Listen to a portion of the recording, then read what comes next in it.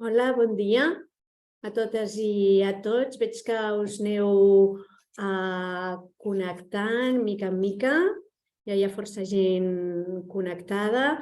Mentre us aneu connectant, us anirem fent una miqueta la introducció i benvinguda a la jornada del dia d'avui. Primer de tot, benvinguts totes i tots els que sou participants avui i que esteu online i que heu mostrat interès per aquesta matèria. També agrair enormement des del Departament de Relacions Laborals la feina tant de la Sílvia Miró com de l'Ariadna Guixer, que són les responsables d'organitzar aquesta sessió, i com no també agrair moltíssim al nostre ponent avui, Pedro Checa, cap de la Inspecció de Barcelona, que novament tingui a bé participar amb nosaltres i traslladar-nos totes aquelles inquietuds que normalment susciten matèries tan complexes com la d'avui des de la seva posició de la inspecció, que sempre a nosaltres com a pimes ens pot intranquil·litzar més. Realment, la subcontracta és una matèria superimportant en l'àmbit de les pimes. És molt rellevant perquè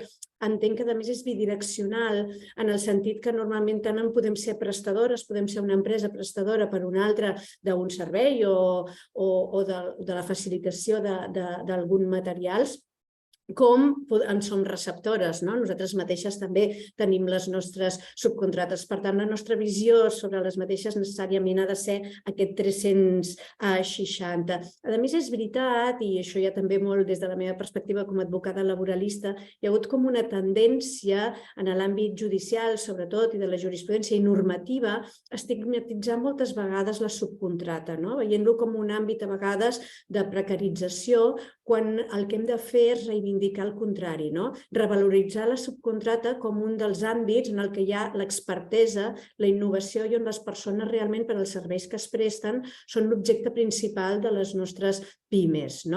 Per tant, és veritat que hem de fer aquest canvi i aquest canvi l'hem de poder traslladar a les institucions, tant en aquest cas avui que tenim la inspecció i que segurament podrem fer interlocució amb el Pedro per poder parlar de bones pràctiques, com també això després es pugui traslladar moltes vegades en els àmbits judicials. La veritat és que tenim molta conflictivitat amb el que és la successió, les diferents responsabilitats, els accidents de treball, les cessions il·legals. Tot això està en un marc normatiu realment a vegades feixuc o hiperregular, però jo crec que la sessió d'avui, tal com l'han enfocat el Pedro i l'Ariadna, ens aportarà aquestes oportunitats i aquestes best practices o bones pràctiques que ens poden ajudar a les pimes al dia a dia a no veure-ho tan feixuc, sinó a poder portar a terme la nostra activitat o receptores d'activitat amb una certa tranquil·litat i garanties. Fins aquí jo crec que ja toca donar-li també la paraula al president de la Comissió de Laboral, Josep Maria Puente, perquè també pugui traslladar-vos en aquest moment les seves reflexions. Que tingueu tots una bona jornada i que la pugueu gaudir. Moltes gràcies. Gràcies, Emma. Bon dia a tots i a totes. Bon dia al senyor Pedro Checa, que avui ens impartirà una miqueta, a veure si aconsegueix posar-nos una miqueta de llum amb tota aquesta qüestió de l'externalització, que, com deia la Emma, tan important és per les pimes, petites empreses, inclús més enllà, inclús per comunitat de propietaris, com podrem veure, el poder saber comprendre quines són les responsabilitats que tenen quan una empresa i una pime, és molt freqüent que això ho faci, externalitza un servei o subcontracta una part de la seva activitat, que també el senyor Pedro Checa ens explicarà una miqueta el concepte d'activitat pròpia i activitat diferenciada de la nostra actuació com a empresa. I penso que tot això avui tindrem que intentar aclarir-ho, perquè per un costat és molt necessari per la competitivitat que tenim que tenir les pimes, poder externalitzar certs serveis per donar la màxima qualitat en tot moment, que és una miqueta el tret diferenciador que podem tenir front a les grans empreses, però per l'altre costat sapiguem quins són els riscos que estem corrent en tot moment, quins són les responsabilitats que tenim, tant subsidiàries com solidàries, i poder conèixer tot aquest món que és tan complex i que, a més, intervé en totes les facetes del dret, inclús fins a arribar al tema de la prevenció de riscos laborals, amb tota la coordinació que té que existir entre les empreses per poder dur a terme tota aquesta subrogació o aquesta externalització de serveis de forma correcta i que després, quan anem a un jutjat, el dia que tenim un conflicte, es pugui resoldre favorablement perquè haguem fet les coses bé. Tot això que, com sempre dic, les empreses el que volen i el que volem tots és fer les coses bé, moltes vegades tenim moltes ombres en aquestes qüestions com són les de l'externalització de serveis. I penso que avui serà una jornada molt profitosa que almenys quan acabem tots podreu tenir una visió més clara en què consisteix aquest tipus d'activitat empresarial i com dur-la a terme de forma correcta. Jo no voldria estendre més i passaré la paraula a l'Ariadna. Us desitjo que tingueu molt bon dia i que tot vagi molt bé. Fins ara. Moltes gràcies, Josep Maria. Moltes gràcies, Emma, per la presentació. Ja ens heu situat en el que tractarem en aquesta jornada, així que no m'extendré molt. La nostra idea és intentar donar-li un enfoc pràctic a la jornada perquè pugueu aprofitar el ponent, el Pedro Checa, el cap de la Inspecció de Treball i Seguretat Social d'aquí de Barcelona, i pugueu també plantejar totes aquelles consultes i dubtes que sorgeixen entorn a l'externalització d'activitats empresarials.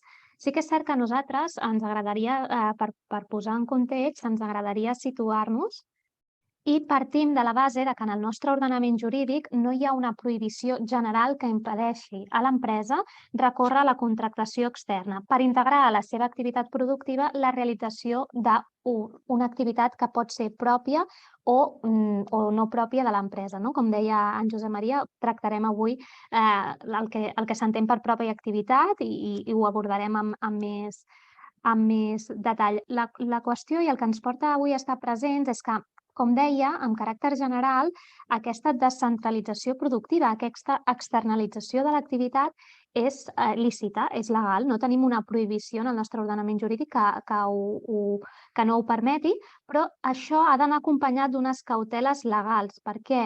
Perquè ha de tenir totes les garanties, com diu el Tribunal Suprem, per evitar que per aquesta via, per la via de la subcontractació, puguin vulnerar-se els drets dels treballadors. I una altra de les qüestions que volem posar sobre la taula és que el propi Tribunal Suprem ha reconegut que és lícita la subcontractació del nucli central de l'activitat, és a dir, sempre que no hi hagi una cessió il·legal de treballadors, que com veurem segurament quan més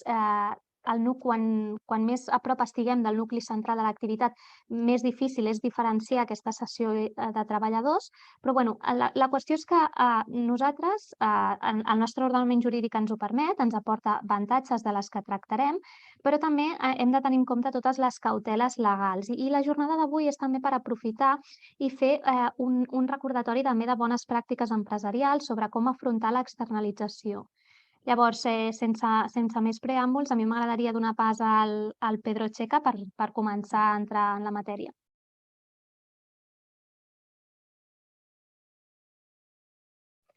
Bé, doncs, bon dia. Moltes gràcies a totes i a tots. Gràcies a PIMEC, a la Emma, al Josep Maria, a l'Ariadna i a la Laura. I també moltes gràcies als assistents. Com dèiem, l'objectiu de la jornada és ser molt pràctic, molt didàctic, perquè és una matèria certament complicada i on veurem que toquem molta normativa molt diversa. En primer lloc, intento compartir la pantalla i ara mateix ja comencem. Perfecte. M'expressaré en castellà simplement perquè estic més acostumat al tema jurídic fer-ho en castellà, però després qualsevol pregunta, qualsevol qüestió la podríem fer en català. I també, aprofitant que tenim bastanta gent connectada, sí que voldria preguntar als assistents i així utilitzar una mica les diferents realitats en què es poden trobar les persones que avui assisteixen, de si em podien utilitzar a través del xat, del QIA, si em podien posar 5 exemples d'activitats que ells en la seva empresa o en la seva activitat tinguin externalitzades. O bé, com deia la Emma, on ells participen com a subcontracte d'una altra empresa principal. I a partir d'aquests exemples començar a jugar en diferents termes que ara veurem a la presentació.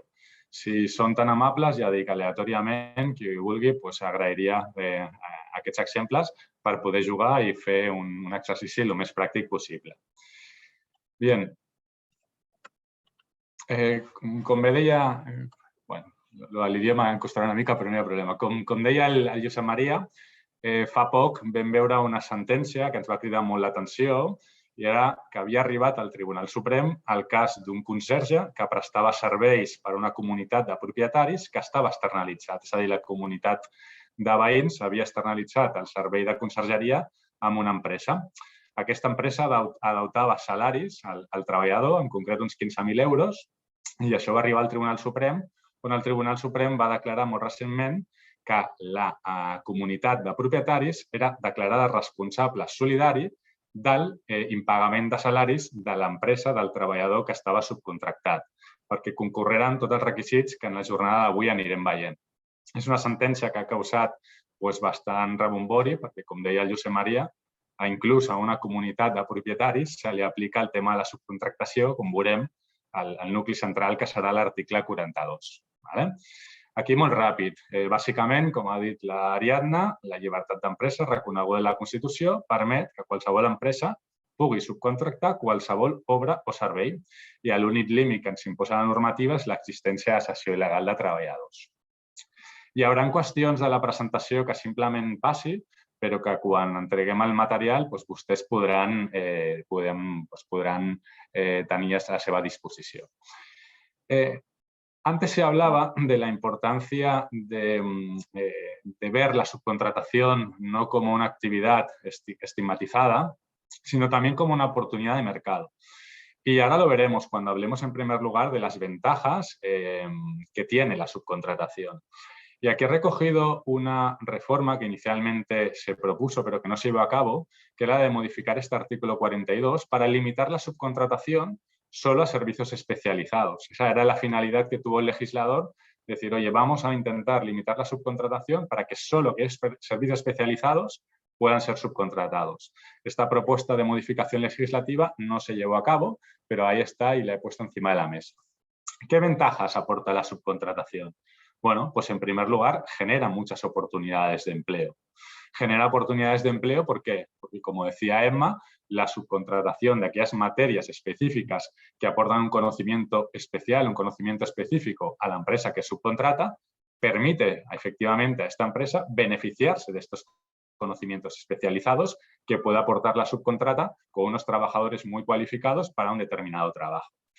También sirve como una fórmula que puede dar una mejor gestión, una mayor flexibilidad en lo que es la gestión, tanto de la gestión empresarial como la gestión de la capacidad de producción, simplificando lo que es la gestión de recursos humanos, reduciendo costes salariales directos, otorgando a las pequeñas empresas en algunas ocasiones un tratamiento fiscal más favorable.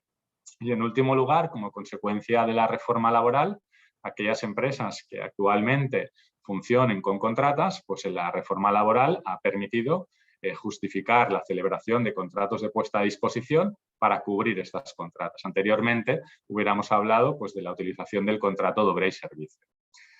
Dicho esto, y ahora entrando ya en materia y con esta finalidad de intentar hacerlo muy práctico, porque la visión, la idea que tengo es de darles una visión muy global de las distintas normativas que vamos a tocar. Lo primero que hay que decir es que siempre que hablamos de subcontratación, donde nos vamos a centrar es en el estudio del artículo 42 del Estatuto de los Trabajadores. Artículo que me atrevo a decir que es el más confuso, el que tiene mayores conceptos jurídicos indeterminados, que siempre que ha habido una reforma laboral, contrarreforma, modificación de la reforma, siempre se habla de que se va a modificar este artículo 42 y que hasta la fecha lo que se ha hecho en esta última reforma laboral es modificar el tema de la negociación colectiva, es decir, de qué convenio colectivo se aplique la subcontratación. Pero lo que es puramente la subcontratación la encontramos en este artículo 42.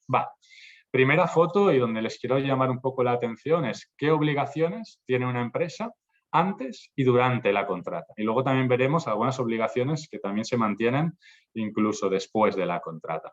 Y aquí veremos que empieza a tocar mucha normativa diversa, es decir, tanto el Estatuto de los Trabajadores, la Ley General de la Seguridad Social, la Ley Orgánica de Extranjería, la Ley de Prevención de Riesgos Laborales, y acabaremos hablando también de las eventuales responsabilidades por accidentes de trabajo, y también la LISOS, ¿vale?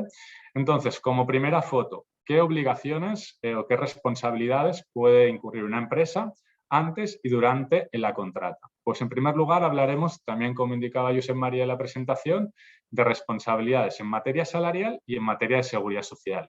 Y esta responsabilidad veremos en qué casos es solidaria y en qué casos es subsidiaria.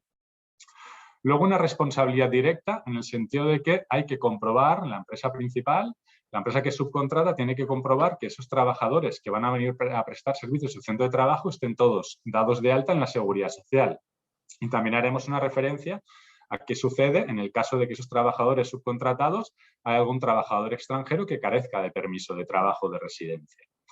Lo mismo en cuanto a lo que son los derechos de información, tanto de los trabajadores, de la RLT, ya sea delegados de personal, miembros del comité de empresa, y luego también qué deberes de información o de comunicación deben hacerse la Tesorería General de la Seguridad Social.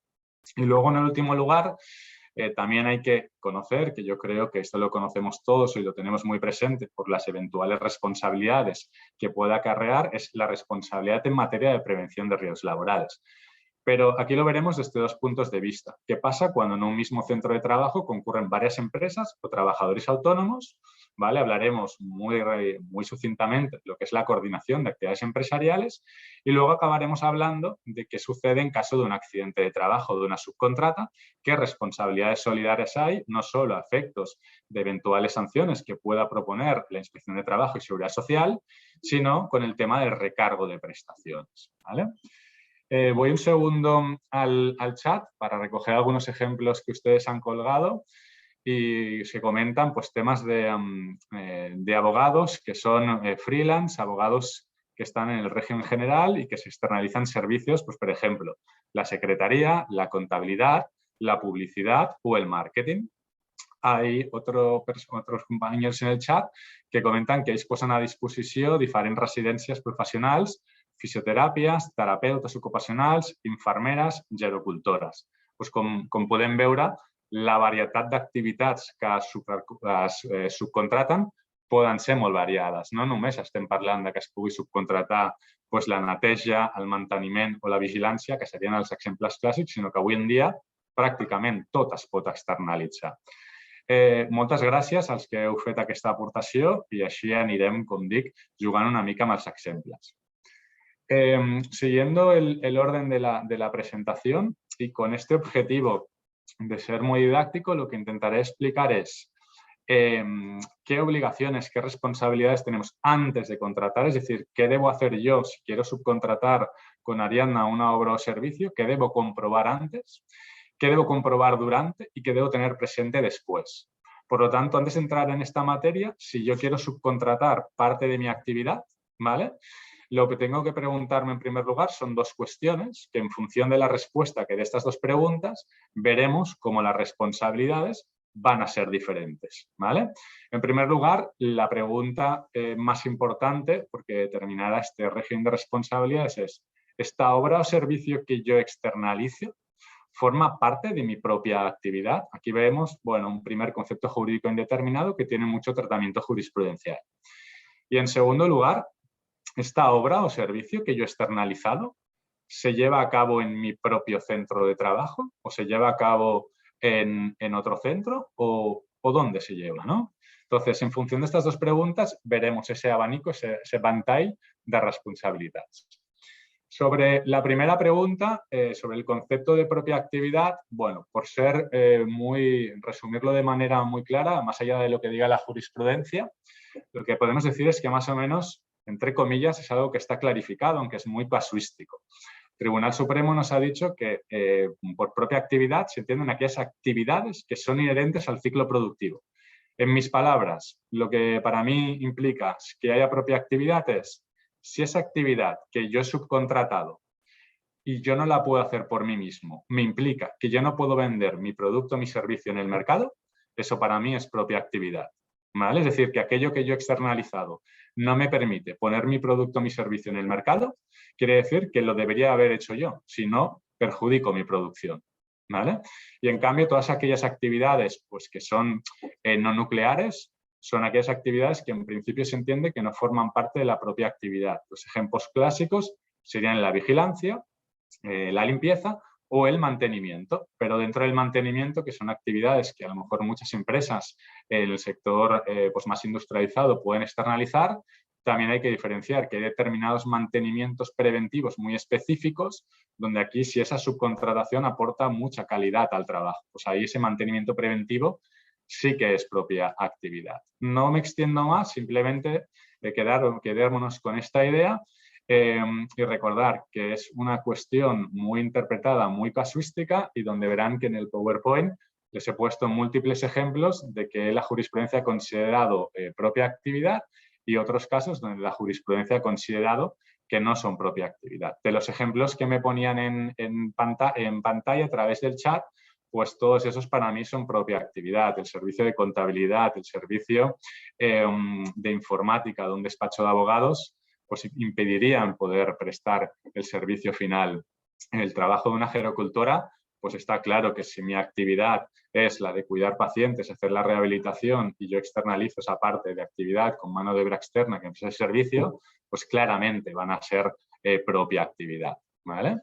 Y en segundo lugar, el concepto de centro de trabajo, donde aquí ya no voy a solo jugar con el concepto clásico que todos conocemos de centro de trabajo, comunidad productiva con organización específica, que está regulado en el artículo 1.5 del Estatuto, sino que aquí, como vamos a tocar tema de prevención de riesgos laborales, lo que tenemos que tener muy claro es que centro de trabajo es equivalente al lugar de trabajo. Es decir, que cualquier área, edificada o no, en la que los trabajadores deban permanecer o a la que deban acceder por razón de su trabajo, va a ser considerada centro de trabajo. Un ejemplo clásico desde hace muchos años es el trabajador de una subcontrata que se sube a un poste de un tendido eléctrico para hacer un mantenimiento.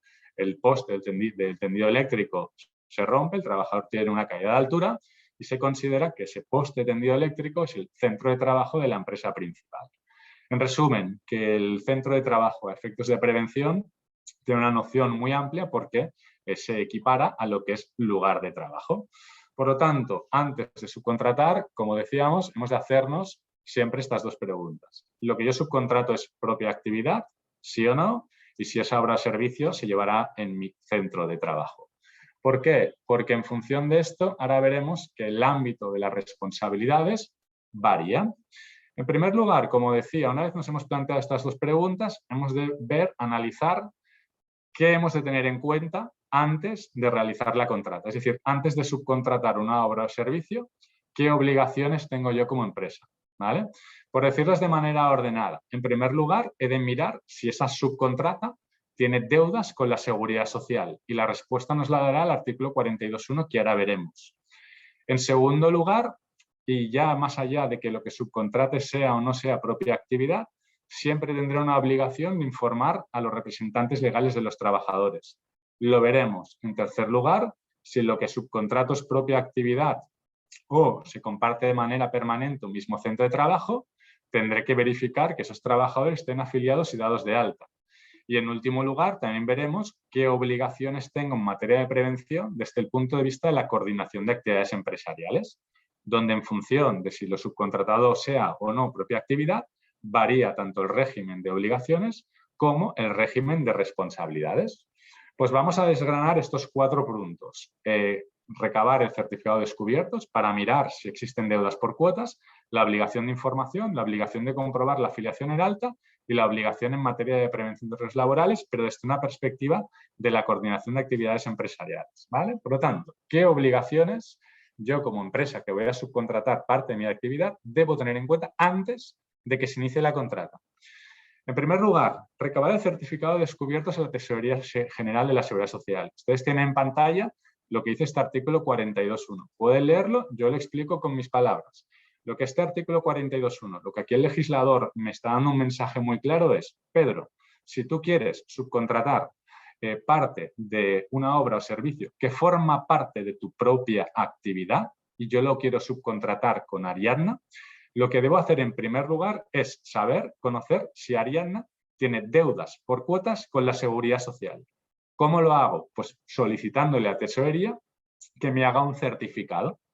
Si la Tesorería me dice que Ariadna tiene deudas con la Seguridad Social, lo que yo debo hacer es no subcontratar con ella, porque si lo hago sabiendo que tiene deudas por cuotas, yo me convierto en responsable subsidiario de esas deudas por cuotas con la Seguridad Social que tenga Ariadna. Ejemplo, Ariadna, por lo que sea, en el último año pues tiene unos descubiertos de cuotas con la Seguridad Social de sus trabajadores, de toda la actividad que ya haya hecho, sea o no sea con contratas, de, por ejemplo, 150.000 euros, ¿vale? Pues si yo, sabiendo que Ariadna tiene esa deuda por cuotas, porque la tesorería, si me lo ha dicho, subcontrato, y Ariadna fuera declarada insolvente, la tesorería me va a reclamar a mí esos 150.000 euros. Por cuenta, si la Tesorería General de la Seguridad Social, cuando yo le pregunto, me comenta que Ariadna no tiene, me informa que Ariadna no tiene deudas con la Seguridad Social o no me contesta en el plazo de 30 días, yo ya podré mañana contratar, iniciar la prestación de esa obra o servicio que yo quiero subcontratar con esta empresa y quedaré exento de esta responsabilidad, ¿vale? Aquí verán que el artículo 42.1 no nos dice si esta responsabilidad es solidaria o subsidiaria. Aquí tenemos que acudir a la jurisprudencia, a circulares y a consultas de la tesorería, donde es bastante clara la idea. La tesorería solo puede certificar cosas del pasado, no me puede certificar cosas de lo que va a ocurrir mañana o el mes que viene. Por lo tanto, de lo que esa tesorería me informa es de aquellas deudas que ya existían, y de estas deudas yo solo puedo ser declarado responsable subsidiario. Veremos qué pasa a partir del día de mañana, a partir del día en que yo efectivamente inicio esa prestación de servicios con mi subcontrata, ¿vale? Pero hasta aquí la idea es muy clara. Lo que quiere el legislador es evitar que subcontratas entren en el mercado con deudas por cuotas con la Seguridad Social. Y el mecanismo liberatorio, que permite a las empresas poder hacerlo con una cierta seguridad jurídica, es solicitar este certificado negativo de descubiertos. En segundo lugar, si yo lo que subcontrato con Ariadna sea o no sea propia actividad, es decir, a diferencia del tema de deudas por cuotas, que solo es cuando yo he subcontratado la propia actividad, ahora nos ponemos en el ejemplo que yo lo que subcontrato con Ariadna es una actividad no nuclear, como la vigilancia o la seguridad. Pues con independencia de que esa subcontrata forme o no forme parte de mi propia actividad, yo tengo las siguientes obligaciones. En primer lugar, yo como empresa principal debo informar a mi comité de empresa, a mis delegados de personal, de cuál es el nombre, domicilio, NIF de la empresa con la que yo voy a subcontratar esos trabajos de limpieza, ese trabajo de mantenimiento, ese trabajo de seguridad. Tengo que informar también de cuál es el objeto y cuál es la duración de esa contrata, dónde se va a ejecutar la contrata. Y también muy importante, qué trabajadores o qué número de trabajadores se van a desplazar a mi centro de trabajo a realizar esa obra o ese servicio. Y finalmente, desde el mismo momento en que un centro de trabajo se comparte por varias empresas o trabajadores autónomos, yo también tengo que informar a mis representantes legales de qué medidas voy a adoptar en materia de prevención, es decir, en materia de coordinación de actividades empresariales, cómo yo voy a proteger a mis trabajadores de la interacción con otros trabajadores de una tercera empresa, incluidos aquí los trabajadores autónomos. Y luego también, en el hipotético caso de que yo compartiera de manera permanente mi centro de trabajo con distintas contratas, la ley establece la obligación de llevar un libro registro para que esta información esté constantemente actualizada.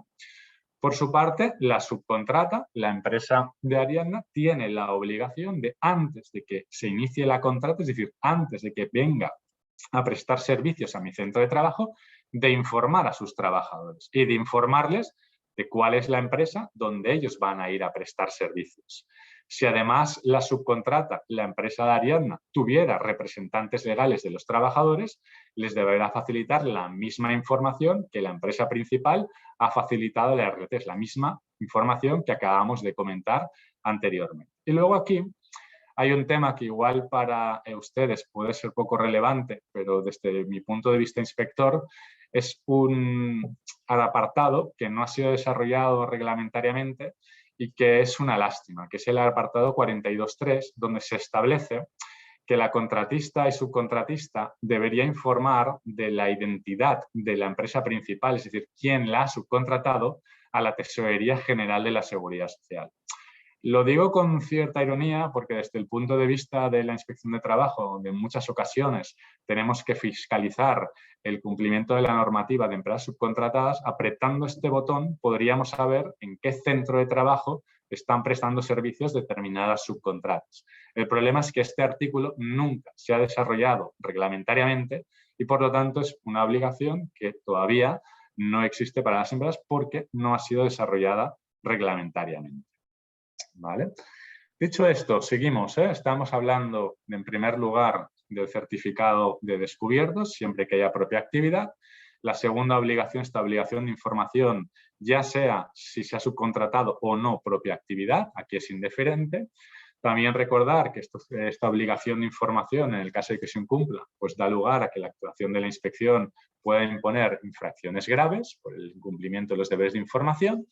Y ahora una tercera obligación que también es muy importante tener presente porque esta va a ser una obligación viva. Aquí volvemos a decir que si lo que yo subcontrato forma parte de mi propia actividad o la subcontrata va a prestar servicios de manera continuada en mi centro de trabajo, yo tengo que verificar que antes de que ningún trabajador de la subcontrata ponga un pie en mi centro de trabajo, yo como empresa principal tengo que comprobar que todos esos trabajadores estén afiliados y dados de alta en la Seguridad Social. Veremos luego, porque entraré más en detalle, que esta primera obligación de comprobación es una obligación que se va a mantener viva durante la contrata. Pero antes de iniciarse la contrata, yo tengo que cerciorarme de que todos los trabajadores estén correctamente dados de alta en la Seguridad Social. El hecho de no hacerlo aquí implica una responsabilidad no para la subcontrata, sino para la empresa principal. Si yo, Pedro S.A., no he comprobado previamente, solicitando la información a la Tesorería General de la Seguridad Social, que los trabajadores de Ariadna S.L. estén dados de alta en la Seguridad Social, es una infracción el simplemente hecho de no haber comprobado que estos trabajadores estén dados de alta en la Seguridad Social. ¿Vale?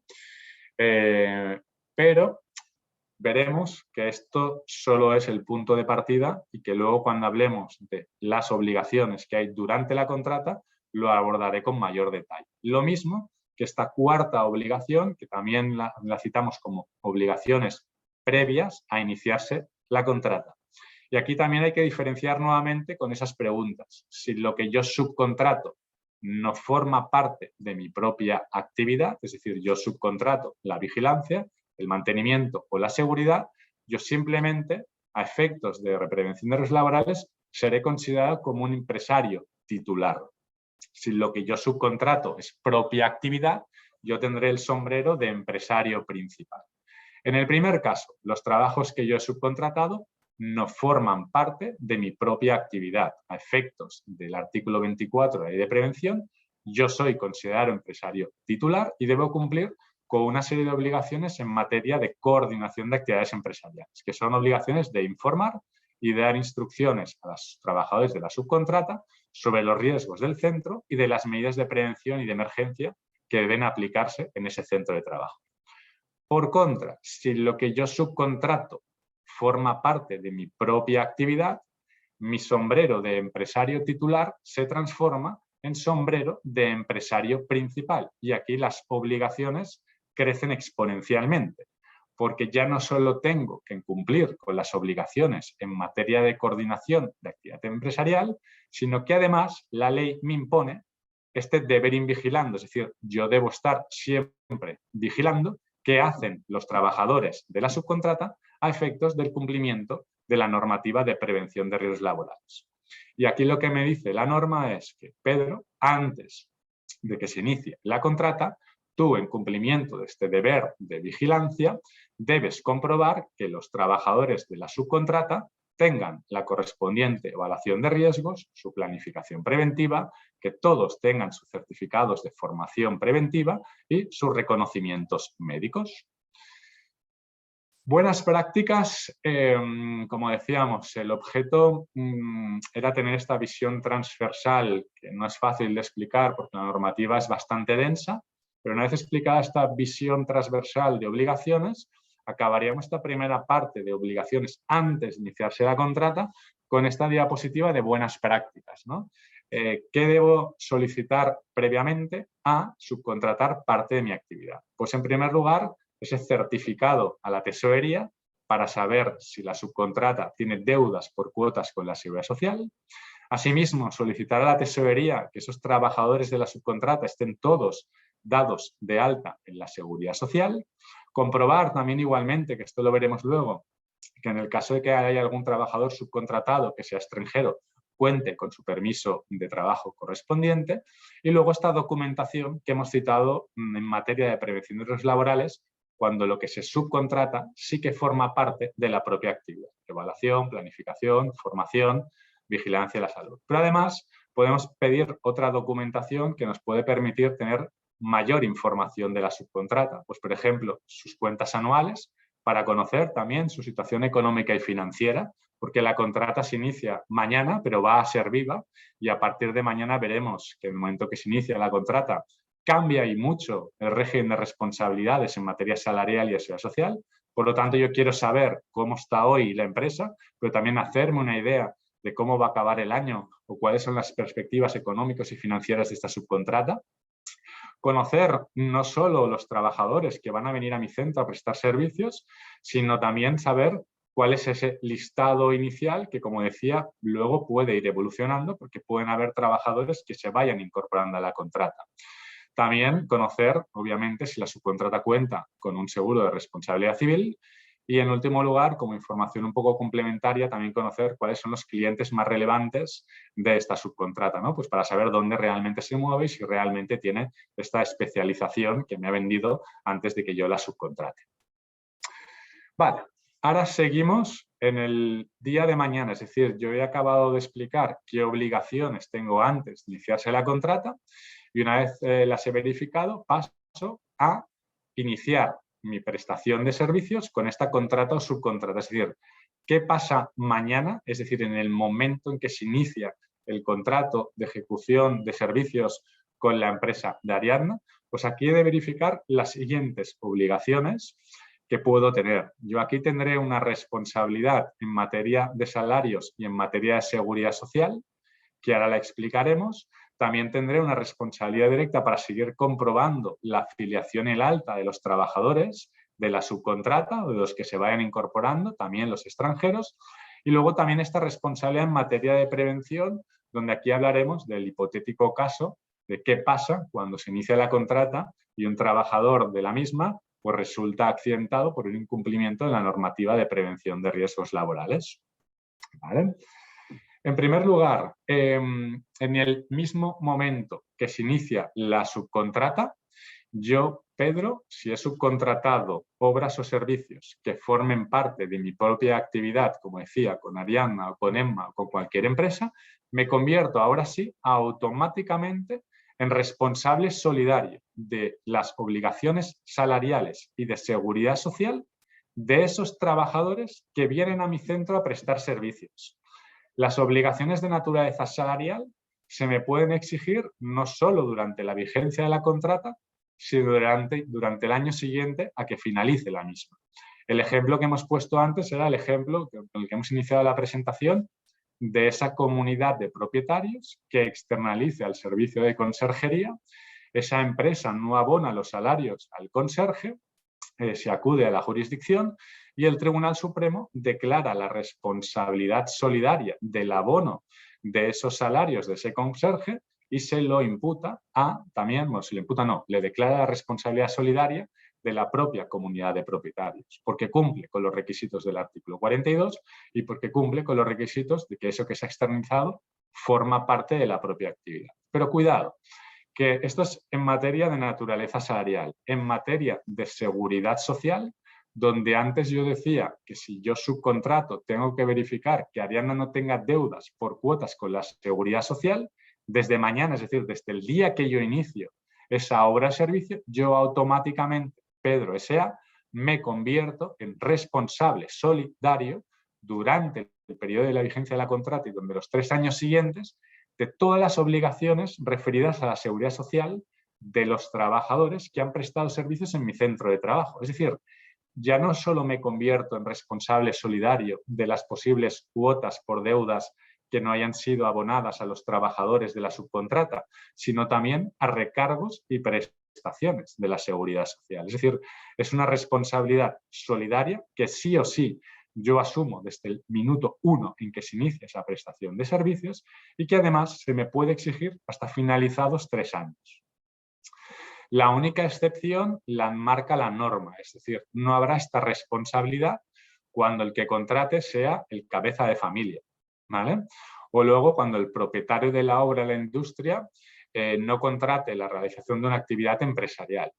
Por ejemplo, si esa propia comunidad de propietarios lo que subcontrata sería el arreglo de una fachada y para ello hay que montar un andamio, la empresa que viene a montar el andamio para realizar esos trabajos tuviera deudas con la seguridad social de sus trabajadores, no aplicaría este artículo 42.2. Lo mismo si el que subcontrata es el cabeza de familia, porque así lo exonera la norma. Luego veremos qué sucede desde el punto de vista de la prevención de riesgos laborales, ¿vale? Por lo tanto, en resumen, desde el minuto 1 en que se inicia la contrata y esa contrata forma parte de la propia actividad, yo me convierto sí o sí en responsable solidario de las obligaciones de naturaleza salarial y de seguridad social. De naturaleza salarial durante el periodo de vigencia de la contrata y durante el año siguiente. Y en materia de seguridad social se me extiende hasta los 3 años siguientes a que finalice la contrata. Esta diapositiva es una diapositiva donde se explica de la manera más gráfica posible el artículo 42.2, que es el que engloba mayores responsabilidades y que hay que tener muy claro. Es decir, el hecho de que yo subcontrate, haya pedido o no haya pedido los certificados de seguridad social, a mí me convierte automáticamente en sí o sí en responsable solidario desde el minuto 1 de que se inicia la prestación de servicios. ¿Qué pasa si en este caso lo que se ha subcontratado no forma parte de mi propia actividad? Si lo que yo he subcontratado son esos servicios de vigilancia, esos servicios de limpieza. Pues aquí no aplico el Estatuto de los Trabajadores, se aplica el artículo 168 de la Ley General de la Seguridad Social, que lo que me está diciendo es que esta responsabilidad ya no es solidaria, sino que se convierte en subsidiaria. Si lo que yo he subcontratado no forma parte de mi propia actividad, yo seré única y exclusivamente responsable subsidiario. Es decir, que en caso de insolvencia de la empresa subcontratista, se me pueden exigir las deudas por prestaciones de seguridad social que se hayan causado durante la contrata. Por lo tanto, nuevamente, muy importante el hacernos esta pregunta. ¿Yo subcontrato parte de mi propia actividad? Sí, si me aplica el 42.2. ¿Yo subcontrato una obra de servicio que no forma parte de mi propia actividad? Pues mi responsabilidad será subsidiaria. Aquí las reglas cambian. Y luego, en relación con el mismo artículo que comentábamos y con esta obligación de comprobar la afiliación y el alta de la seguridad social, es una obligación que debe mirarse antes de iniciarse la contrata, pero que obviamente está viva durante toda la contrata, porque pueden incorporarse nuevos trabajadores. Antes decía que si yo, Pedro, subcontrato parte de mi propia actividad, debo hacer esta comprobación. Y simplemente el hecho de no haberla hecho, la comprobación, me puede dar lugar a que la inspección me levante un acta de infracción. Pero aquí ahora viene lo importante. ¿Qué ocurre si esa empresa con la que yo he subcontratado parte de mi propia actividad tiene trabajadores que están prestando servicios en mi centro de trabajo y, ojo, no están dados de alta o no solo eso, sino que además de no estar dados de alta, son trabajadores que están percibiendo una prestación incompatible con trabajo por cuenta ajena? Es decir, que el trabajador que no está dado de alta es un desempleado o es un jubilado. Pues aquí cuidado, porque las responsabilidades en las que yo incurro son mayores. Yo me convierto en responsable solidario del acta de infracción que la inspección pudiera imputar a la empresa subcontratista por esa falta de alta, y además se convierte en una infracción muy grave si ese trabajador que no está dado de alta además fuera un desempleado o un jubilado. Y no solo eso, sino que también me convierto en responsable solidario de la devolución de las prestaciones indebidamente percibidas por ese trabajador.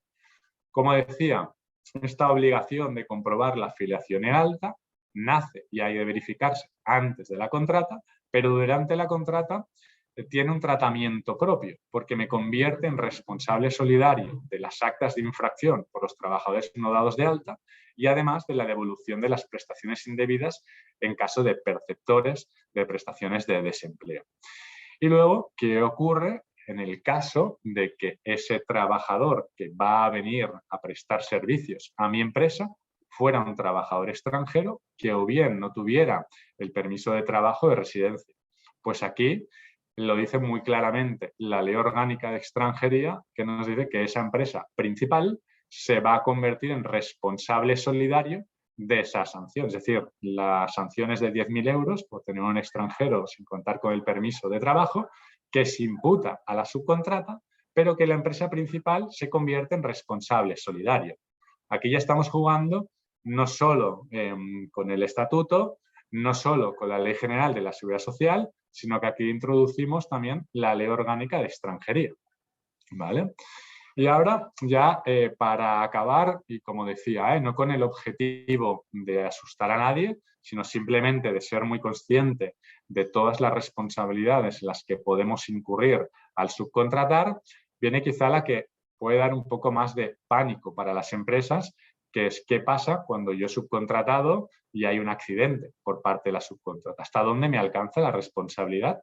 ¿Y qué pasa con ese recargo de prestaciones? Si ese trabajador que se ha accidentado queda incapacitado y se le reconoce una prestación, yo también, como empresa que he subcontratado, ¿puedo ser responsable de ese recargo de prestaciones? Pues vamos a ello.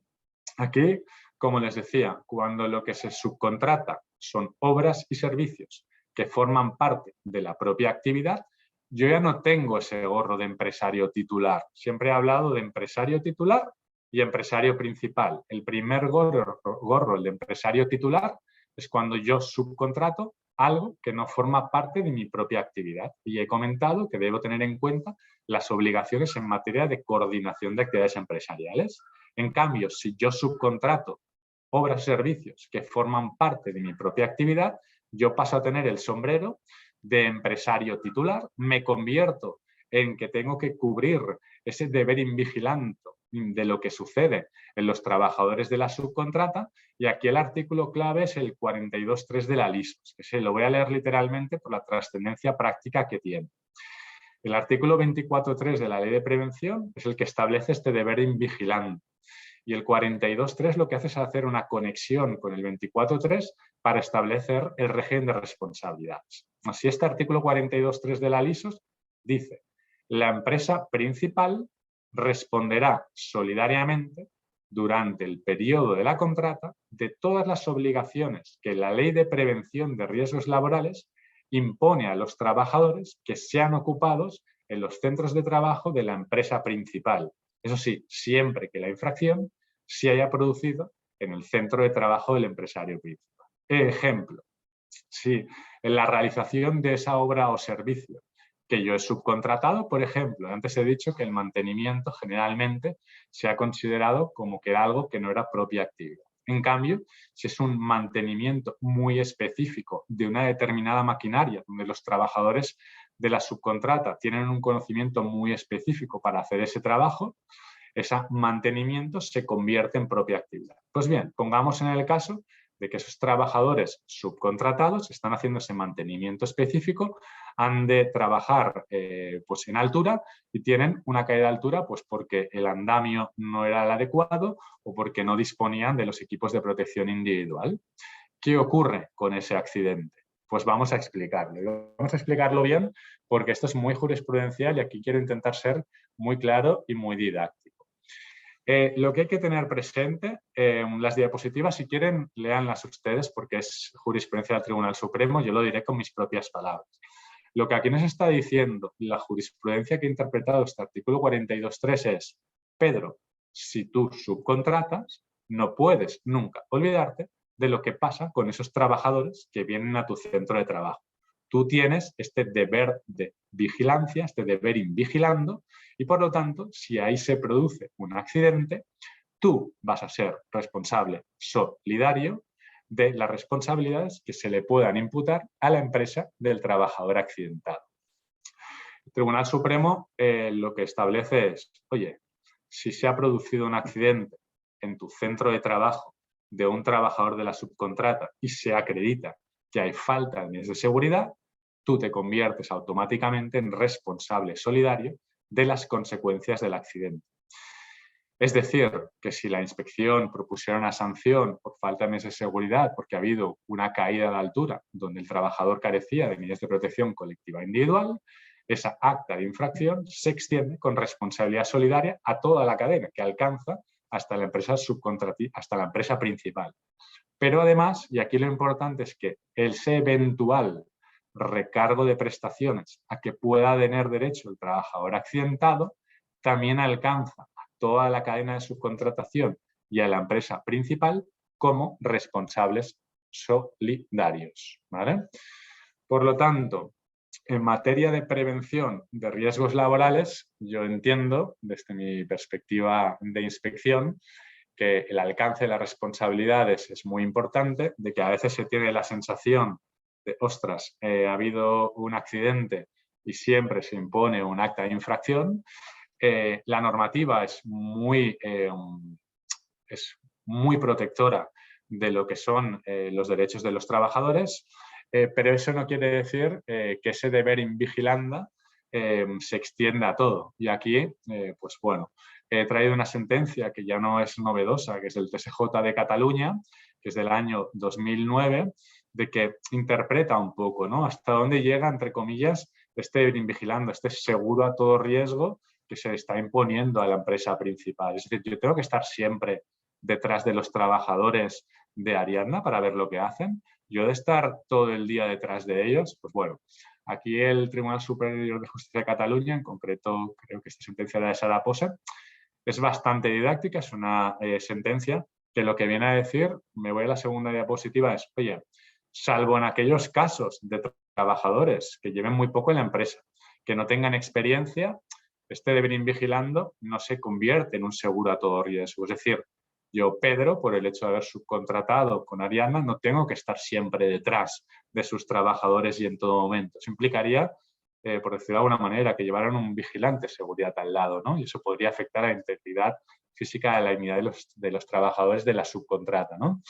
Pero dicho esto, y exceptuando que se trate de trabajadores que se han incorporado a la empresa o que no tengan la experiencia, ojo, porque este deber in vigilando sí que establece este mecanismo de la responsabilidad solidaria.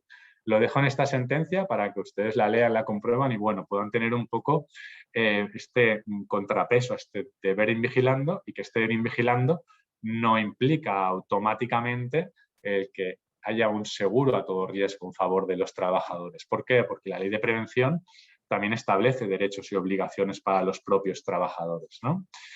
Y luego también, ya acabando, esta misma diapositiva de buenas prácticas. Antes hemos visto buenas prácticas antes de iniciarse la contrata, ahora buenas prácticas durante la contrata.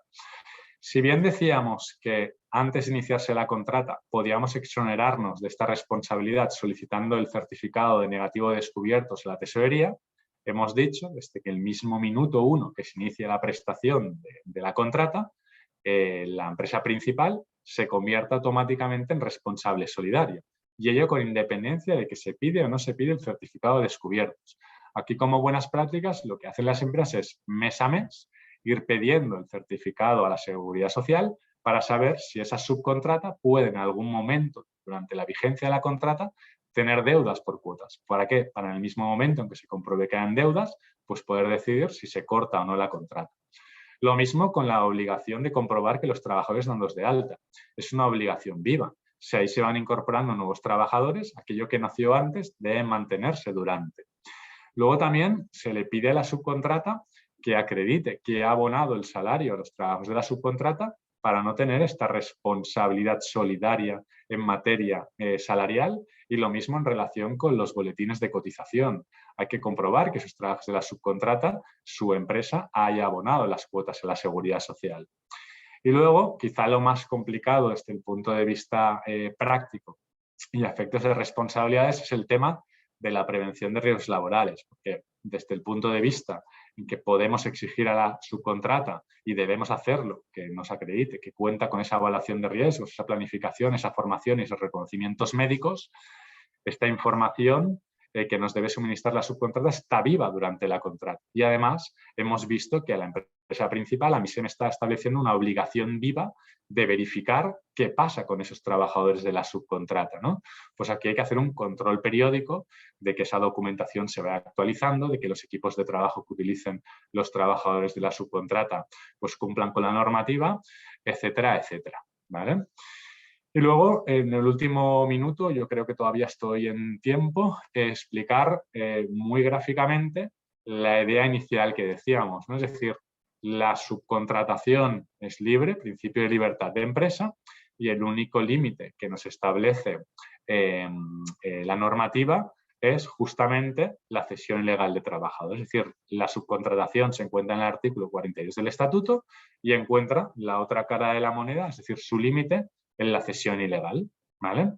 Si la subcontrata se desvirtúa y deja de ser una subcontrata lícita, se convierte en una cesión ilegal de trabajadores que conlleva pues, multas importantes de la Inspección de Trabajo y Seguridad Social, y ustedes habrán visto en la prensa pues, múltiples actuaciones que en los últimos años ha llevado la Inspección de Trabajo de todo el Estado, y además también una responsabilidad solidaria entre la empresa cedente y cesionaria, tanto en materia laboral como en materia de seguridad social. Lo que es la cesión ilegal de trabajadores no nos da tiempo. Hay que tener en cuenta básicamente dos ideas. Si al final esa subcontrata yo tengo el ánimo o la voluntad o la intención de controlarla en exceso, yo me estoy convirtiendo en el auténtico empresario de esos trabajadores subcontratados. Es lo que la jurisprudencia ha determinado el ejercicio del poder de dirección. ¿Quién da las órdenes, las instrucciones a esos trabajadores subcontratados? Y luego, en último lugar, no hay que olvidarse que a veces hay empresas que recurren a la subcontratación, pero no con empresas mercantiles, no con SLs o con SAs o con cooperativas de trabajo asociado, sino que también se utiliza la subcontratación vía empresas de trabajo temporal, que son las únicas que están autorizadas hoy en día para ceder trabajadores a esa empresa usuaria. Y aquí lo que tenemos que tener muy claro, porque esto ya ha llegado al Tribunal Supremo, es que si los contratos de puesta a disposición son fraudulentos, la consecuencia es la cesión ilegal de trabajadores. Es decir, yo, Pedro, acudo como ETT y contrato a Ariadna, la relación que me une con Ariadna es una relación laboral donde ahí está el contrato de trabajo. Pero en el momento en que Ariadna yo la pongo a disposición de una tercera empresa, ese contrato de puesta a disposición, que es el que me habilita para ceder a Ariadna a una tercera empresa, solo lo puedo celebrar bajo el contrato por circunstancias de la producción o bajo el contrato de sustitución. Si esos contratos de puesta a disposición fueran fraude de ley, cuidado, que aquí lo que están diciendo los tribunales y que está respaldando la Inspección de Trabajo es que se convierte en una cesión ilegal de trabajadores. Es decir, que Ariadna dejaría de ser trabajadora mía de la ETT y se podría convertir en trabajadora indefinida de la empresa usuaria. Con esto daría por finalizada lo que es la exposición. Lo he hecho en 49 minutos, creo que tiempo récord, porque no es fácil. Y como decíamos al principio, quizá ahora lo más importante es que ustedes puedan pues, preguntar, plantear las dudas que tengan, o yo simplemente pues, me pongo a disposición de todos ustedes. Muchas gracias. Gracias, Pedro. Vamos muy bien de tiempo porque como hemos planteado al inicio y como ahora recordaba Pedro, lo que queríamos precisamente es que nos pudierais hacer todas aquellas preguntas porque sabemos que es una cuestión compleja y que Pedro ha intentado explicar muy bien y de forma lo más cercana posible. Lo que pasa es que somos conscientes de que es una cuestión compleja y por eso también queríamos ampliar el turno de palabras y de preguntas. Yo también aprovechar, nos habéis planteado los casos de actividades subcontratadas. Os animo a todos aquellos que tengáis actividades subcontratadas a plantearlo aquí para que también podamos evaluar junto con Pedro si se podría tratar o no de propia actividad o no, porque como hemos visto, las obligaciones y responsabilidades también varían mucho en función de si estamos hablando de una propia actividad o de no propia actividad, ¿no? Entonces, os animo a que también lo podáis plantear. Nos han llegado muchas preguntas, Pedro, que yo creo que hay que ir abordando. Entonces, si te parece, las voy planteando y las vamos tratando. Y os animo también a que sigáis formulando consultas porque todavía tenemos margen de tiempo. Entonces, os animo a esto, a que sigáis planteando todas aquellas cuestiones o dudas que a lo mejor os surgen en vuestro día a día o que no os hayan podido quedar claras de la presentación. Pedro, una pregunta ya en general, la presentación va a estar a disposición de los asistentes, ¿verdad? No habrá ningún problema en facilitarla. Ningún problema, y es lo que decía, es una presentación igual un poco de máximos, con muchos ejemplos, mucha jurisprudencia, que no he utilizado en el lenguaje justamente pues por la dificultad de la materia ser didáctico, pero una vez explicado, igual cuando los asistentes pues leen esta presentación, puede servir como apoyo más técnico, más jurídico a lo que he explicado. Así que sin ningún problema está hecho para eso y está a disposición de todos los que lo soliciten. Muy bien, yo creo que un punto muy importante de la presentación es las buenas prácticas que nos haces llegar, máxime teniendo en cuenta, ¿no?, tu posición como inspector, ¿no? Las buenas prácticas, porque nos llegan muchas empresas que no tienen claro qué documentación pedir ni antes de la contrata ni después de la contrata. Entonces, algunas de las preguntas, Pedro, vamos en relación nos plantean el alquiler de despacho. El alquiler, entiendo que de un espacio propio se puede considerar subcontrata y en consecuencia sujeto a las obligaciones comentadas. Entiendo que la persona que nos pregunta la consulta no pone a disposición ningún tipo de trabajadores, sino que únicamente pone a disposición un espacio. Sí, lo he visto en el chat. Nos ha clarificado que se trata de un coworking. Desde el punto de vista de la pregunta y con la aclaración, lo que hay que tener claro es lo que comentaba. Desde el mismo momento en que en un centro de trabajo es compartido por distintas empresas o incluso trabajadores autónomos, lo que hay que tener en cuenta ahí es las obligaciones en materia de coordinación de actividades empresariales. Al compartir, entiendo, no hay ninguna subcontrata, es un espacio físico donde cada uno lo utiliza pues para compartir, ¿no? Pues personal de coworking realiza unas funciones de secretaría, unas funciones de mantenimiento y limpieza. Ahí lo que hay que tener en cuenta desde el punto de la coordinación de actividades empresariales es que habrá un empresario titular, que será el que ha subarrendado, el que ha alquilado ese espacio físico, y luego ese espacio físico puede ser ocupado, como decía, por distintas empresas o incluso por trabajadores autónomos. Aquí me referiría sobre todo al tema de lo que son las obligaciones en materia de coordinación de actividades empresariales. Pero te necesitaría saber las subcontratas hacia dónde van. Desde el punto de vista de que es un espacio compartido, entiendo que simplemente es bajo un contrato de alquiler donde se realizan distintas actividades, pero no propiamente subcontratadas por ella. Así lo entiendo, es decir, es un tema de coordinación de actividades empresariales. Si lo que se ha subcontratado no forma parte de la propia actividad, yo que soy el que el que arriendo este espacio físico, soy empresario titular. Si lo que subcontrato fuera propia actividad, me convertiría en empresario principal y tendría ese deber invigilando desde el punto de vista de la prevención de riesgos laborales. Perfecto. Animamos a la persona que nos hace la pregunta también a que pueda darnos más indicaciones o pueda decir si con ello ya ha resuelto su consulta. También nos preguntan en cuanto a la responsabilidad solidaria durante 3 años siguientes a la terminación, en cuanto a obligaciones de seguridad social, ¿qué manera tenemos de defendernos o asegurarnos de que la subcontrata cumple? Ya no hay relación en los 3 años siguientes. Entiendo en aquellos casos en que dejas de prestar servicios con las subcontratas y puedes seguir solicitando información.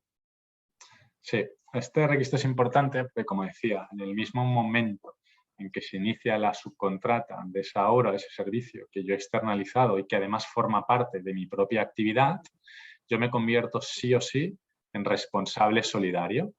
Y esta responsabilidad solidaria a efecto de seguridad social alcanza no solo el periodo de vigencia de la contrata, sino los 3 años siguientes. Entonces, en la diapositiva Buenas Prácticas decía, no hay manera de exonerarme de esa responsabilidad solidaria que nace en el mismo momento en que se inicia la prestación de los servicios, a diferencia de lo que tengo que comprobar con las deudas que puede tener una empresa antes de iniciar la contrata, y la única manera de poder defenderse, o por decirlo de una manera de estar alerta, es ir pidiendo mes a mes el certificado negativo de descubiertos. ir pidiendo mes a mes que la subcontrata me acredite que ha presentado y ha abonado los boletines de cotización, que son a mes vencido, y que además, si lo hiciéramos extensible al tema de los salarios, que también me acredite el pago de los mismos. ¿Por qué? Porque si yo no lo hago mes a mes y luego, una vez finalizada la contrata, algún trabajador reclamara sus salarios o se reclamaran obligaciones en materia de seguridad social, que como he comentado ya no son solo cuotas, sino que son recargos y prestaciones, yo no tengo manera de exonerarme de esta responsabilidad y siempre voy a tener esta responsabilidad solidaria. Vale, Sí. nos aclara Pedro, dice, el coworking lo contrato yo como abogado con una empresa que cobra por el alquiler de mi espacio, por la vigilancia con alarmas de seguridad, secretaría, servicio de limpieza. Es decir, él es el usuario de este coworking que ofrece unos servicios comunes al espacio alquilado.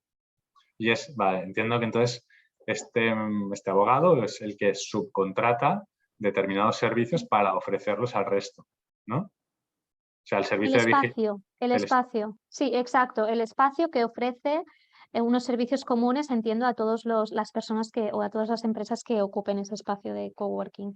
Pues yo ahí entiendo que lo que es la limpieza no sería parte de la propia actividad, sería una actividad no nuclear.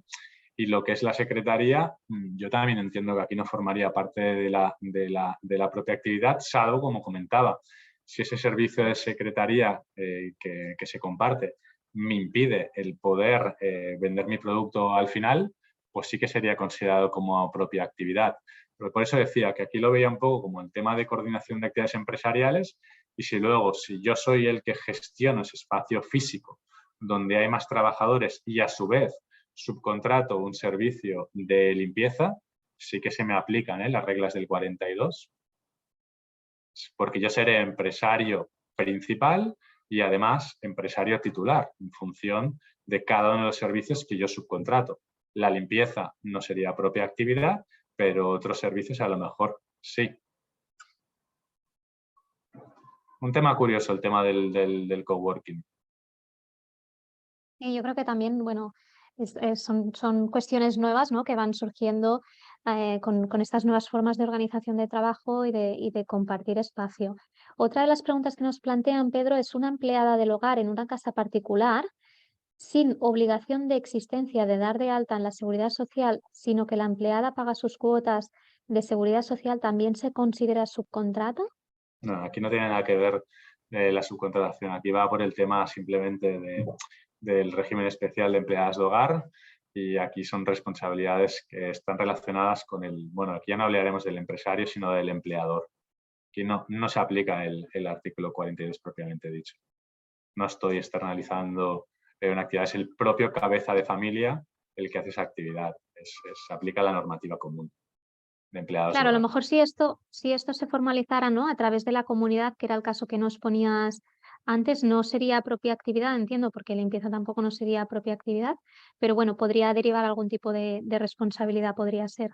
Sí, hay que ¿O tampoco lo diferenciar. ves? Sí, no, hay que diferenciar. La empleada de hogar no es una subcontrata, ¿vale? Pero si me refiero a si se hacen las actividades de limpieza en general, en todo el edificio. Es decir, si yo subcontrato yo, comunidad de propietarios, subcontrato con una empresa de limpieza las actividades de limpieza y de mantenimiento del edificio.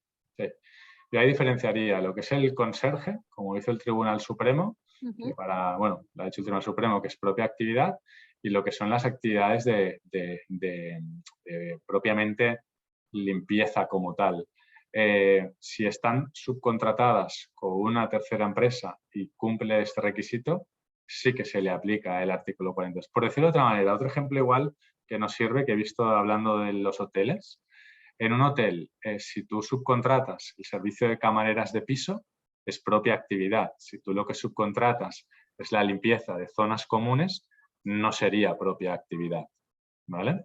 El tema de la comunidad de propietarios es porque el Tribunal Supremo ha interpretado que ese conserje es una actividad inherente a la propia comunidad de propietarios como tal, porque el conserje no solo hace limpieza, sino que hace una serie de funciones muy específicas que han llevado a interpretarlo de esta manera. Pero la limpieza propiamente como tal no es propia actividad. Y el ejemplo del hotel igual se ve mejor. Lo que es la limpieza de la habitación, sí, porque si no se limpia la habitación, yo no puedo dar servicio al cliente que venga mañana. En cambio, si lo que es la limpieza de zonas comunes, sí, porque yo propiamente lo que estoy mercantilizando es la habitación propiamente del hotel.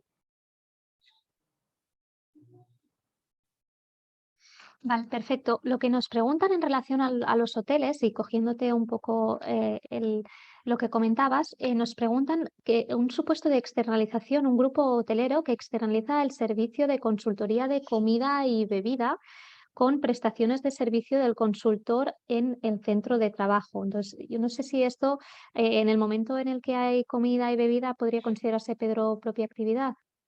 Yo entiendo que sí, es decir, porque la actividad del hotel es ofrecer la habitación, pero también ofrece el desayuno, la comida o la cena. Entonces yo aquí sí que entiendo que sería propia actividad, porque va ligado a lo que es la actividad del hotel. Recuerdo también un caso parecido que nos puede servir, donde la jurisprudencia aclaró en un colegio mayor que el colegio mayor no solo da el alojamiento a los estudiantes, sino que ese servicio también conlleva aparejado el servicio de manutención, es propia actividad. Si ese hotel únicamente fuera la habitación propiamente dicha y no ofreciera ningún servicio de comida, no lo vería como propia actividad. Pero un hotel donde lo entiendo como que no solo sea el alojamiento, sino también el desayuno, la comida o la cena, yo entiendo sí que es propia actividad. Lo que a lo mejor sí que pediría a la persona que nos hace la pregunta es si puede clarificarlo, porque ella, bueno, o él nos habla de consultor, es decir, de servicios de consultoría. No sé si a lo mejor se refiere a consultoría tipo asesoramiento en materia de comida y bebida o de condiciones.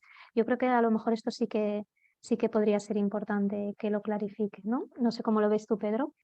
Sí, eso de prestació de serveis de consultor al centre de treball, igual no soc capaç de visualitzar l'exemple concret o no me'l puc imaginar d'estar de costat de la pantalla, el fer a través del xat. Sí, mira, nos están aclarando el servicio de consultoría no de prestación de servicios, es decir, de mejora de procedimientos, etcétera. Vale. Y siempre ese consultor está en el centro de trabajo. Para mí sería propia actividad. Puede ser un caso dudoso que a lo mejor se debería analizar jurisprudencialmente, pero parto de la misma base. Si el hotel ofrece el alojamiento y el servicio de manutención, pues todo lo que vaya ligado a esa manutención yo sí que lo consideraría propia actividad.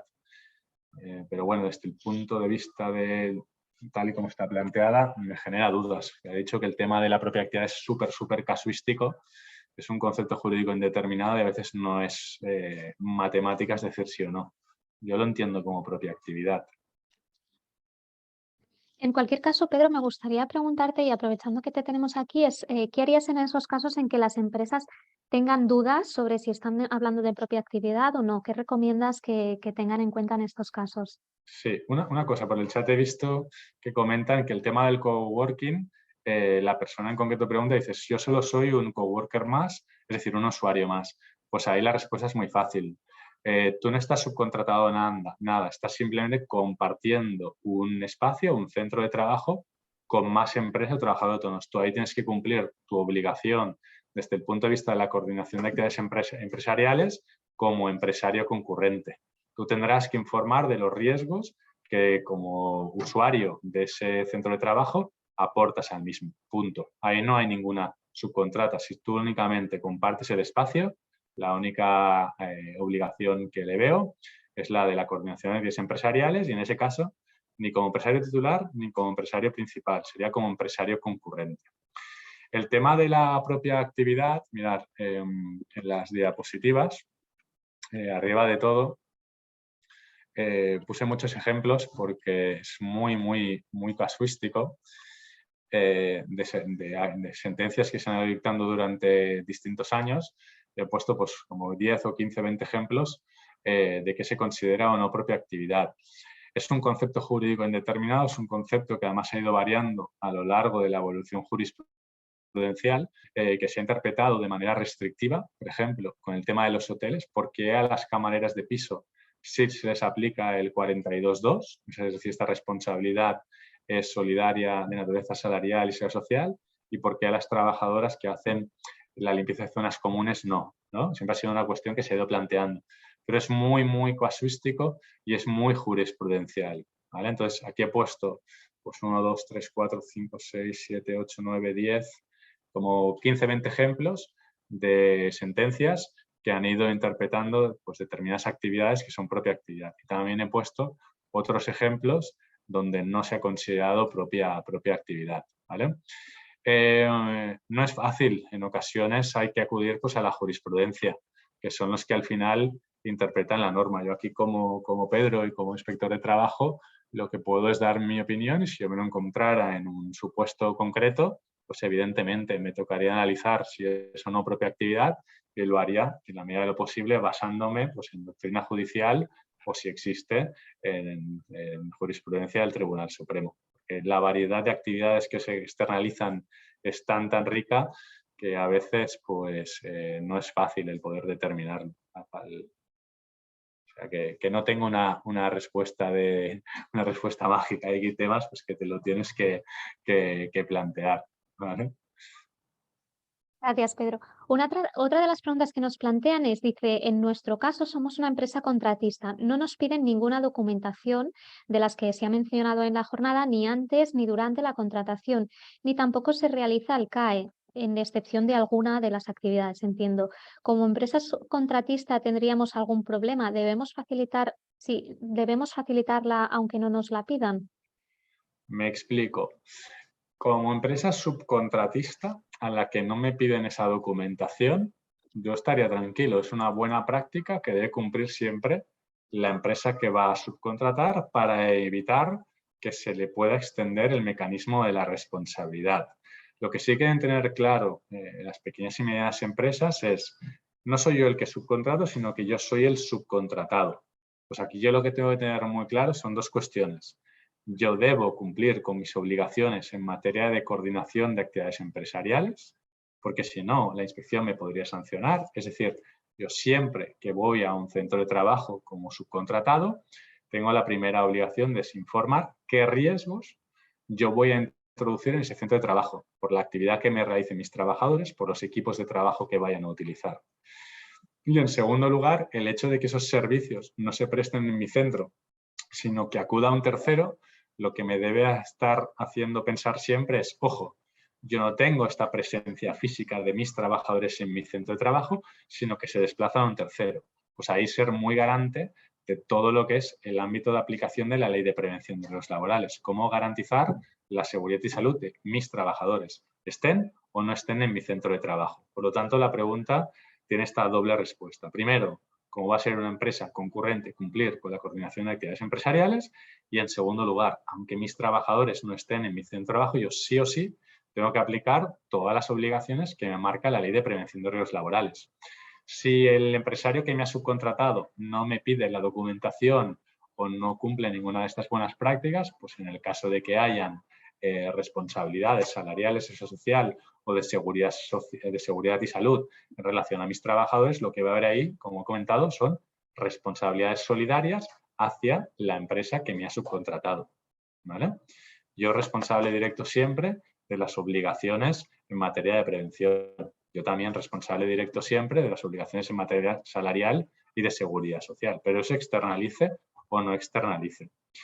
He visto por el chat que nos aclararán el tema de la consultoría y quizá ahora lo entiendo mejor, que es simplemente una mejora de procedimientos, como un plus de calidad. Entonces yo ahí sí que ahora me retracto y no le veo la propia actividad. Si es una simple mejora de calidad o mejora de procedimientos, de consultoría propiamente dicho, igual no le doy ese alcance de propia actividad. Perfecto, gracias, Pedro. Otra de las cuestiones que nos plantean es el requisito de prestación de actividad subcontratada en un centro de trabajo debe ser continuado, nos preguntan. Es decir, todos los días laborables en el horario del trabajador subcontratado u horario de la empresa principal. ¿Qué pasa si solo va unas horas a la semana? Entiendo que las obligaciones son las mismas.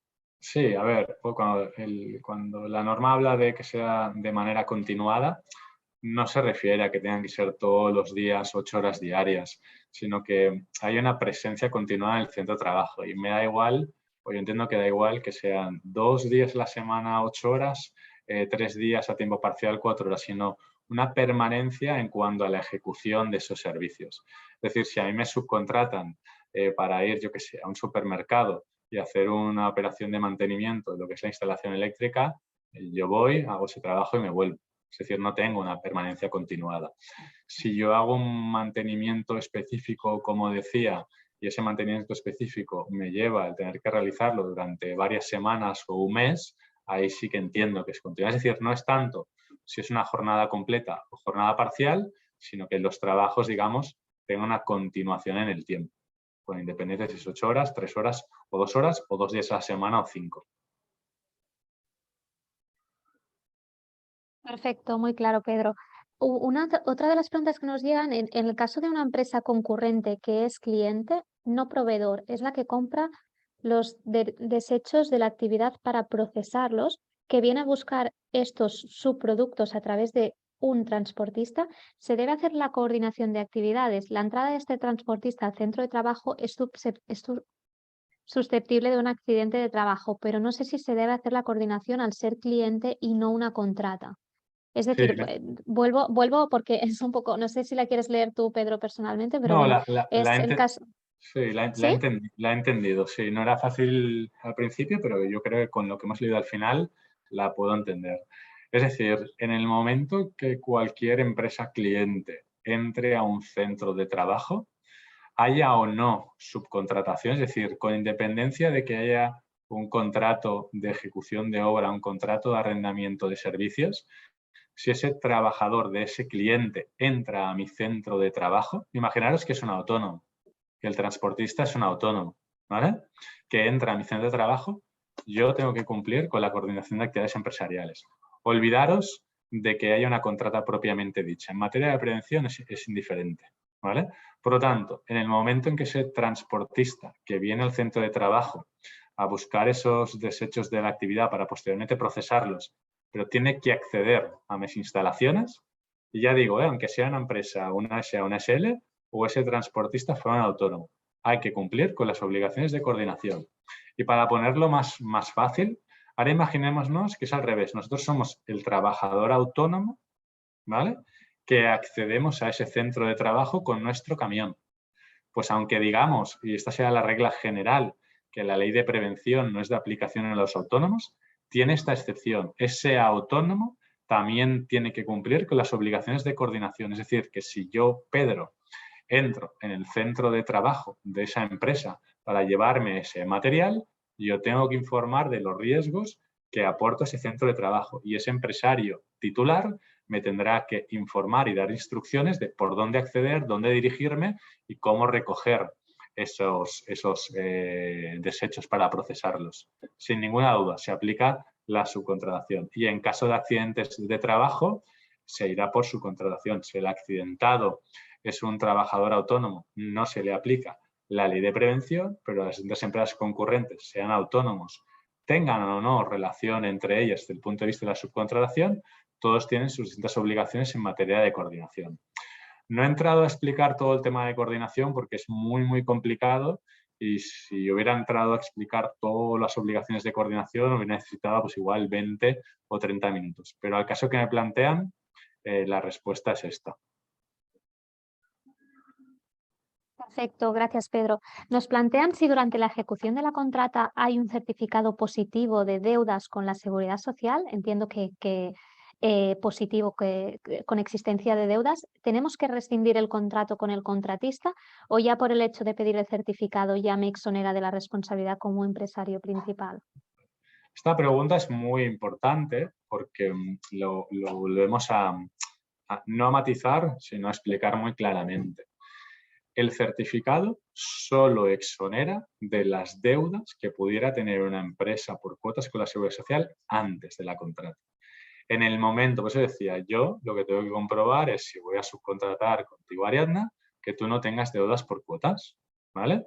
Si ese certificado sí que me sirve para exonerarme de esa responsabilidad subsidiaria, ¿vale? Pero en el momento, es decir, mañana, en el que tú, Ariadna, inicies la prestación de servicios en mi centro de trabajo, yo automáticamente, sí o sí, siempre que sea propia actividad, me convierto en responsable solidario. Entonces, lo de pedir mes a mes ese certificado es como una buena práctica que a mí me pueda alertar que tú puedas empezar a tener deudas con la Seguridad Social. ¿Para qué? Para yo determinar si me quiero exonerar de esa responsabilidad, esa eventual responsabilidad, dar por finiquitar el contrato que tengamos, ¿vale? Pero tú nunca te puedes exonerar de esa responsabilidad. Lo único que es como una alerta.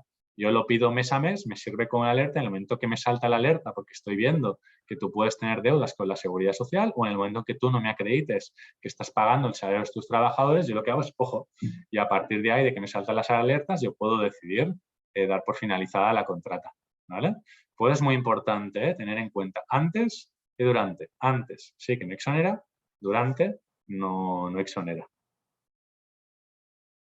Perfecto, Pedro. A mí se me plantea una cuestión, no sé si es una cuestión técnica más de la Tesorería General de la Seguridad Social, pero en caso de una empresa que haya solicitado aplazamientos de deudas y se le hayan concedido a los aplazamientos de deuda, ¿sale en el certificado cómo estar al corriente o me aparece el detalle del aplazamiento? ¿No? Lo digo porque esto también puede evidenciar que la empresa tenga dificultades para asumir estas cuotas. Perfecto, esta es una muy buena pregunta. No lo he explicado, pero eso está clarificado también. Es decir, cuando la tesorería expide el certificado y me dice que existen deudas, pero que esa empresa tiene concedido un aplazamiento, a efectos de las responsabilidades se considera como que está al corriente. Es decir, la empresa que tiene deudas, pero tiene las deudas aplazadas, a efectos del certificado es como si estuviera al corriente de pago. Perfecto. Otra de las cuestiones, ¿no, Pedro? Es que nos llegan bastantes preguntas en el sentido que al final el certificado de deudas no me acredita, el certificado de estar al corriente no me acredita que la empresa esté pagando bien. Por eso, quizá también la importancia de complementarlo con la otra documentación que nos trasladabas, el pago de salarios, los antiguos TC1, TC2. Entonces, entiendo que el certificado de deuda simplemente me acredita que no le consta a la Seguridad Social que haya una deuda, pero no significa que esté abonando, por ejemplo, voy a poner un ejemplo, ¿no? Que esté pagando los salarios conforme al convenio colectivo, porque no hay este tipo de control, es así, ¿no? Es así, es más, comentaba al principio que este artículo 42 es de los más confusos, difíciles, donde existen más posiciones doctrinales y donde hay más pronunciamientos jurisprudenciales en un lado y en el otro. Y de lo que tú justamente ahora comentas, Ariadna, en el año 2020 salió una sentencia del Tribunal Supremo de lo Contencioso Administrativo que, bueno, viene a romper un poco con este esquema clásico y lo que dice es que la tesorería, exactamente, que no te puede certificar de nada, ¿vale? Y que ese certificado no tiene valor liberatorio. Por eso insisto que ese valor liberatorio solo podemos tener antes. Durante, ni siquiera un certificado de la Tesorería General de la Seguridad Social me exime de ningún tipo de responsabilidad. Por eso yo lo llamo que es simplemente una alarma. Y como a veces las alarmas fallan, lo que tengo que establecer es más cortafuegos, pedir esa declaración responsable de la subcontrata del abono de salarios, esos documentos de cotización que antes existían para poder ver que a mes vencido esa empresa va pagando sus cuotas con la Seguridad Social, pero efectivamente, como comentas, esto es una sentencia del Tribunal Supremo de lo Administrativo, viene a decir que el certificado no te puede certificar de nada más que eso que hemos comentado. Así que sí, un tema interesante. Perfecto, Pedro. Y una pregunta que nos llegaba es, nos la plantea una pequeña empresa hace un par de días, es ¿en la declaración del contratista debe estar firmada por la empresa o puede ser firmado por el gerente que lleva a cabo, digamos, la actividad de subcontrata? Es decir, ¿qué nos recomiendan en esta declaración? ¿Que se firme por parte de la empresa o por un responsable de la empresa quizá ya sería suficiente? Hombre, siempre sería mejor que fuera por el administrador. Sería lo más óptimo, pero bueno, al final lo importante es que el valor que se le pueda dar a esa declaración a efectos de lo que sigo explicando, que es una alarma más para intentar que esas responsabilidades, digamos, no se vayan haciendo cada vez más grandes, ¿vale? Es decir, el impago de salarios de un mes o el impago de cuotas de una mensualidad, pues a efectos del impacto final de lo que puede ser una deuda no será el mismo si ha transcurrido un mes que si ha transcurrido 6 meses. Perfecto. Pedro, te agradezco muchísimo las buenas prácticas que nos has trasladado, porque tengo que decir que hay algunas de las cuestiones que de información a solicitar que has planteado que no son comunes en la práctica. Y pongo el ejemplo de las cuentas anuales o el seguro de responsabilidad civil. Es decir, prácticamente todas las empresas son conscientes que deben pedir el certificado de estar al corriente de deudas de Hacienda y de Seguridad Social, pero es más complicado que pidan las cuentas anuales o el seguro de responsabilidad civil. A mí me gustaría plantearte varias cuestiones, es decir, del seguro de responsabilidad civil, ¿qué recomiendas? ¿Pedimos una copia o pedimos una declaración responsable que tenga una cobertura de responsabilidad civil? Yo pediría la copia. Y el tema de las cuentas anuales, lo he intentado explicar antes, es muy importante porque la información contable nos permite tener una información transparente, no solo de cómo es la situación actual de la empresa, sino a lo mejor de sus aprovisionamientos, de aquellas cuestiones que a lo mejor ya está esperando la empresa, pues porque, yo qué sé, imaginémonos, ¿no? Ahora que estamos en una situación quizá no, bueno, como un poco de alerta, ¿no? De qué puede pasar con la economía. Pues a lo mejor en esa documentación tú ya puedes prever que a lo mejor la empresa va a hacer un despido colectivo o va a tramitar algún tipo de despido. A lo mejor ya está provisionando importes importantes para hacer frente a una reestructuración. De esas cuentas anuales puedes prever o ver lo que decía, la situación financiera de la empresa. Y con el tema del seguro de responsabilidad civil, es una buena práctica porque en el fondo te estás garantizando, ¿no? Que esa empresa pues, es una señal más de que intenta hacer las cosas bien, ¿no? Igual que le vas a pedir la evaluación de riesgos y, por decirlo de una manera muy gráfica, sí, yo me puedo quedar en que pido la evaluación de riesgos, pero si además tengo la capacidad, información, conocimiento de poder analizar esa evaluación de riesgos y ver que efectivamente están analizando los riesgos, esos trabajadores van a realizar emisión de trabajo, me están identificando la maquinaria, los equipos que van a utilizar. Hombre, pues son como mayores garantías para saber que esa subcontrata intenta hacer las cosas bien. Es como dotarse de unas mayores garantías a efectos de intentar eximirse de eventuales responsabilidades que puedan venir. Perfecto, nos van entrando preguntas y también aprovecho para decir que como teníamos la finalización prevista a las 12, todavía hay tiempo de que nos vayáis formulando aquellas cuestiones y consultas que os vayan surgiendo. Nos preguntan, Pedro, ¿la contratista tiene obligación de comprobar el convenio de aplicación para los salarios? Es una buena praxis también. ¿Por qué? Justamente, no lo he querido explicar, pero ahora me viene como anillo al dedo. En este caso que hemos comentado de la comunidad de propietarios, esos 15.000 euros que he comentado son deudas por impago de salarios, por diferencias en el convenio colectivo de aplicación de la subcontrata y también por horas extras no abonadas.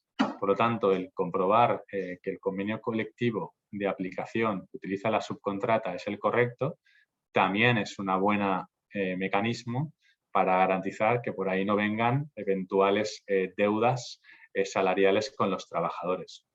Aquí hay que tener en cuenta que esto es novedoso, ¿no? El artículo 42.6 del estatuto comenta diciendo que este artículo 42 nunca se modifica, pero con la reforma laboral sí que se modificó el 42.6, que precisamente es el que intenta dar solución a esta cuestión. ¿Qué convenio colectivo se debe aplicar a los trabajadores de la subcontrata? Es algo que aquí, bueno, pues la reforma laboral, a pesar de que no es todo blanco o negro, nos ha intentado clarificar. Por lo tanto, a tu pregunta, Ariana, la respuesta es que sí, que también es una buena práctica intentar cotejar o comprobar que efectivamente a los trabajadores de la subcontrata se les aplique el convenio colectivo que realmente debe aplicarle la subcontrata, para evitar justamente eso, tener luego deudas salariales por la indebida aplicación de un convenio.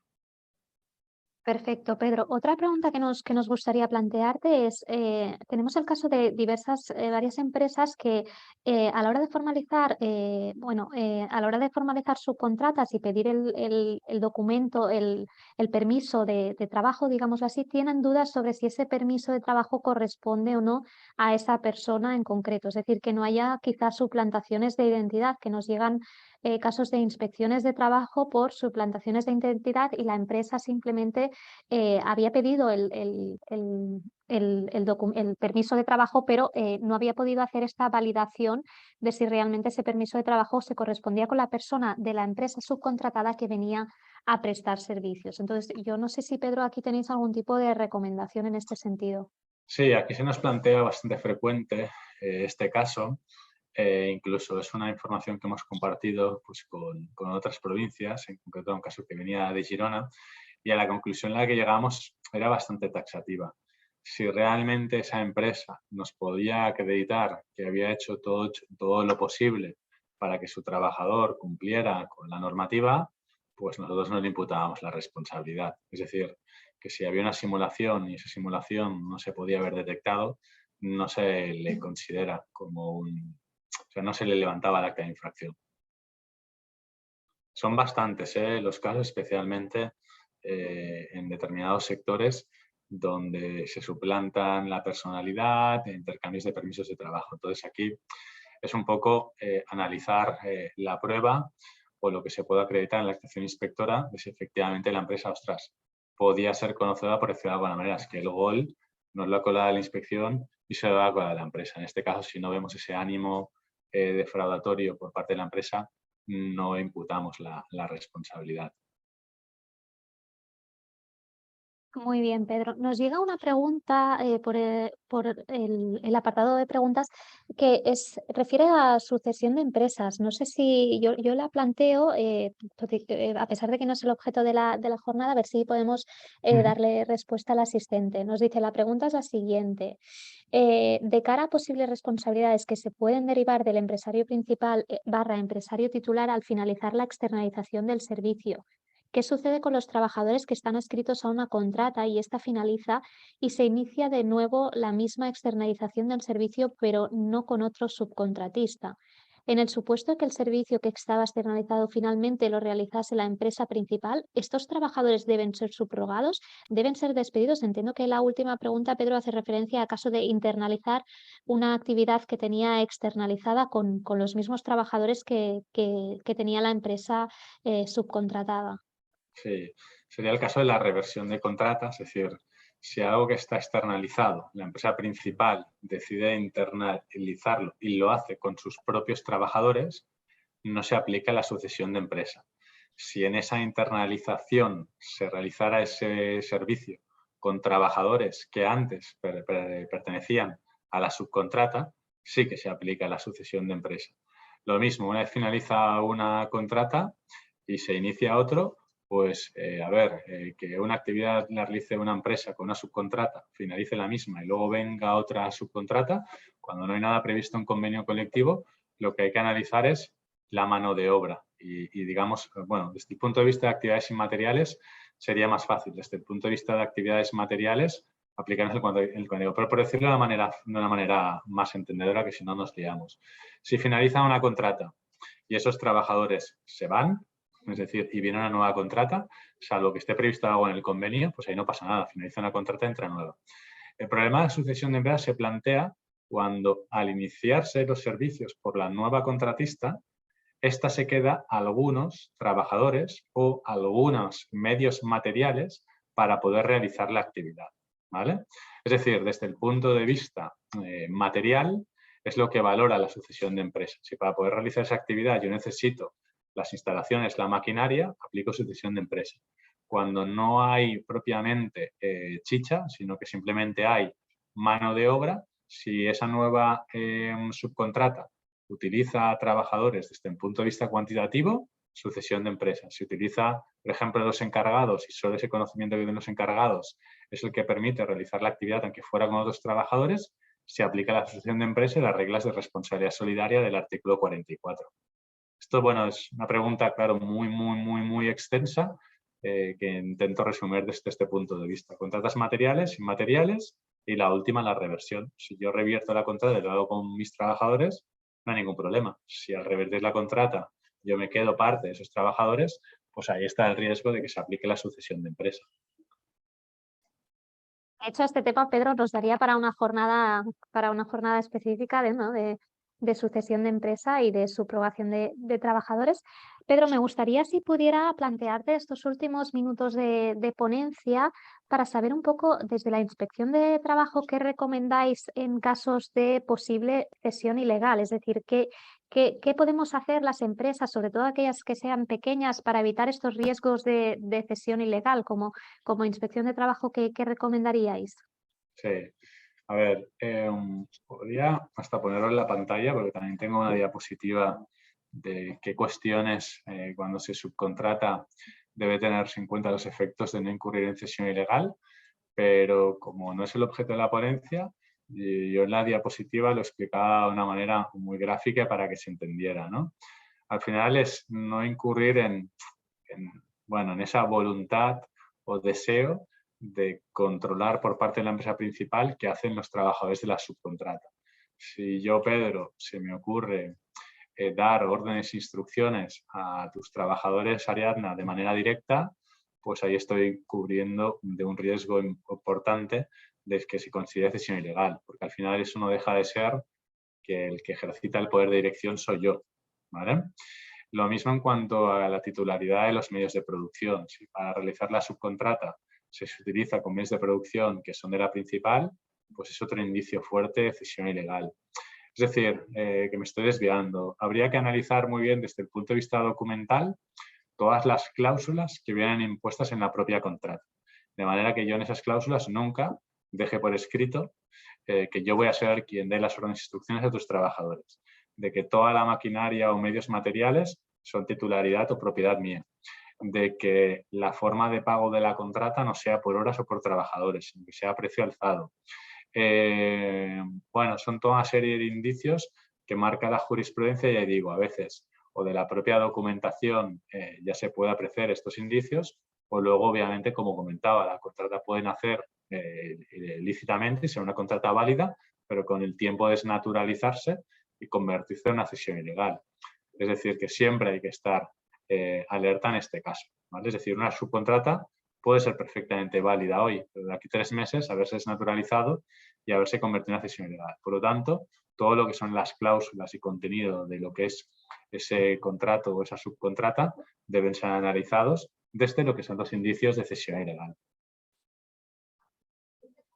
Muchas gracias, Pedro. Mira, nos van siguiendo entrando preguntas y como todavía tenemos margen de jornada, nos preguntan si hay algún tipo de responsabilidad de la empresa principal en materia de registro de jornada de la contratista.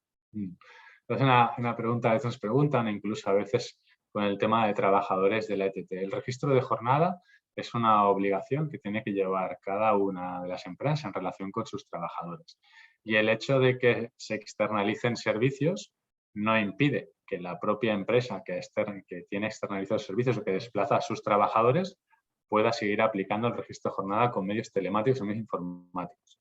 Cuestión distinta es que en esa empresa principal a la que se desplazan los trabajadores ya exista un sistema de registro de jornada que puedan utilizar los trabajadores. Pero a la pregunta, la obligación o la responsabilidad que tiene la empresa principal en el registro de jornada de subcontrata es ninguna. Siempre es de la subcontrata. Yo, subcontrata, soy la que tengo que registrar la jornada de mis trabajadores. En el hipotético caso de que la empresa principal pues dejara o pusiera a disposición sus sistemas de registro para la subcontrata y hubiera algún déficit, es obligación de la subcontrata. No hay responsabilidad solidaria ni de ningún tipo en cuanto al tema del registro de jornada. Qué bien, muy claro, Pedro. Muchas gracias. Nos preguntan, ¿no?, de la reforma laboral, del cambio que ha habido en el 42.6 del Estatuto, si no me equivoco. Nos preguntan si queremos decir que la empresa contratista debe aplicar el convenio colectivo de la empresa que subcontrata los servicios. Es decir, nos preguntan, ¿hay tantos convenios como empresas donde van los trabajadores subcontratados? Si un trabajador va a 2 residencias, ¿hay que aplicar 2 convenios diferentes? Vamos a explicarlo. Esta es una cuestión que sigue siendo controvertida y que no es fácil de tener una respuesta matemática, pero así que aquí sí que la reforma laboral, que ha introducido el apartado 6 del artículo 42, nos da como 3 premisas, ¿no? Es decir, a la pregunta, ¿qué convenio colectivo debe aplicarse a los trabajos de la subcontrata? Pues en primer lugar, lo que nos dice este artículo 42.6 es que debe aplicarse el convenio colectivo de la actividad que efectivamente realizan los trabajadores subcontratados. Es decir, que si esos trabajadores subcontratados realizan el servicio, no sé, aquí cuál era, En este caso, el servicio que nos concretaba era de residencias. No sé qué actividad concreta hace en la residencia. Nos lo podrían concretar si se trata de actividad de enfermería, gericultor que nos comentaban, o si se trata también quizás de limpieza. Simplemente Vale. nos ponen el ejemplo que van a 2 residencias Lo diferentes. importante sería eso. Esos trabajadores en la residencia realizan una actividad de limpieza, pues se aplica el convenio de limpieza de edificios y locales. Esos trabajadores que van a la residencia realizan la actividad de gelocultor, pues habría que aplicar el convenio de la actividad que efectivamente realizan los trabajadores subcontratados, ¿vale? Y luego aquí hay como 2 excepciones. Una primera es qué pasa cuando... Perdona, Pedro, te interrumpo. Es que nos sí. aclaran fisioterapeutas, terapeutas y educador social. Estos son el personal que pone a disposición de las residencias. Vale, pues desconozco, porque no me sé todos los convenios colectivos que pueden haber, si estas 3 actividades quedarían bajo el mismo paraguas de un mismo convenio colectivo o habrían diferentes. Pero en todo caso, hay que mirar la actividad que efectivamente realizan los trabajadores subcontratados, ¿vale? Y luego aquí hay 2 excepciones. Una, ¿qué pasa, por ejemplo, con el sector de... Me voy para poner un ejemplo y que se entienda, en vez de al ejemplo que tenemos en pantalla, por ejemplo, el servicio de hostelería, ¿vale?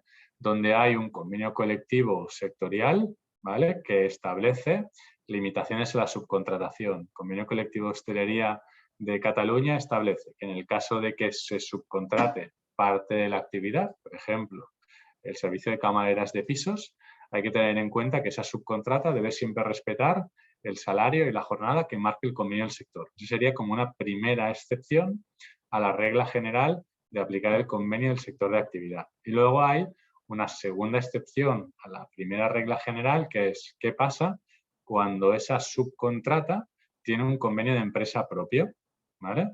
Aquí hay que relacionar lo que es el artículo 42 con el artículo 82.3, que es el que establece las reglas de la prioridad aplicativa del convenio de empresa. Hasta la reforma laboral, es decir, hasta diciembre de 2021, si una empresa disponía de un convenio propio, un convenio de empresa propio, se aplicaba este con las materias que se establecen en este artículo. Y una de ellas era propiamente el salario, es decir, que los trabajadores de la subcontrata a los que les aplicaba un convenio de empresa podían aplicar las tablas salariales de su convenio. Esto con la reforma laboral cambia y aquí se establece que las materias sobre las que tiene prioridad aplicativa el convenio de empresa son las mismas, exceptuando la del salario. Por lo tanto, se aplicaría el convenio de empresa en las materias que el 82 establece como prioridad aplicativa del sector, pero ya no el salario. Es decir, que el tener en cuenta cuál es el convenio colectivo aplicable a las subcontratas nunca ha sido fácil. Lo que nos preguntan es una gran pregunta, porque a veces hay trabajadores que, incluso por complicarlo un poco más, que con el tema que antes me comentaban de si hay horas o días, que pues un día o 2 días a la semana pueden estar realizando una actividad de limpieza y los jueves y los viernes estén realizando otra subcontrata donde estén aplicando o la actividad sea de mantenimiento. Pues aquí se puede dar este caso de cómo determinamos qué convenio colectivo les aplicamos a los trabajadores que tienen distintas actividades. Si yo el lunes y martes hago limpieza y miércoles, jueves y viernes hago mantenimiento, el que hace las nóminas, ¿cómo lo hace? ¿Me aplica 2 convenios colectivos en función de los días? Esta es una de las preguntas que no quedan resueltas por la legislación, pero aquí la jurisprudencia sí que nos ha establecido algunas reglas, que es la actividad preponderante. En el caso de empresas donde tengan trabajadores que a través de las subcontratas puedan realizar actividades diferentes, el Tribunal Supremo lo que nos ha dicho es que se aplicará el convenio colectivo de aquella actividad que sea la preponderante, la actividad principal.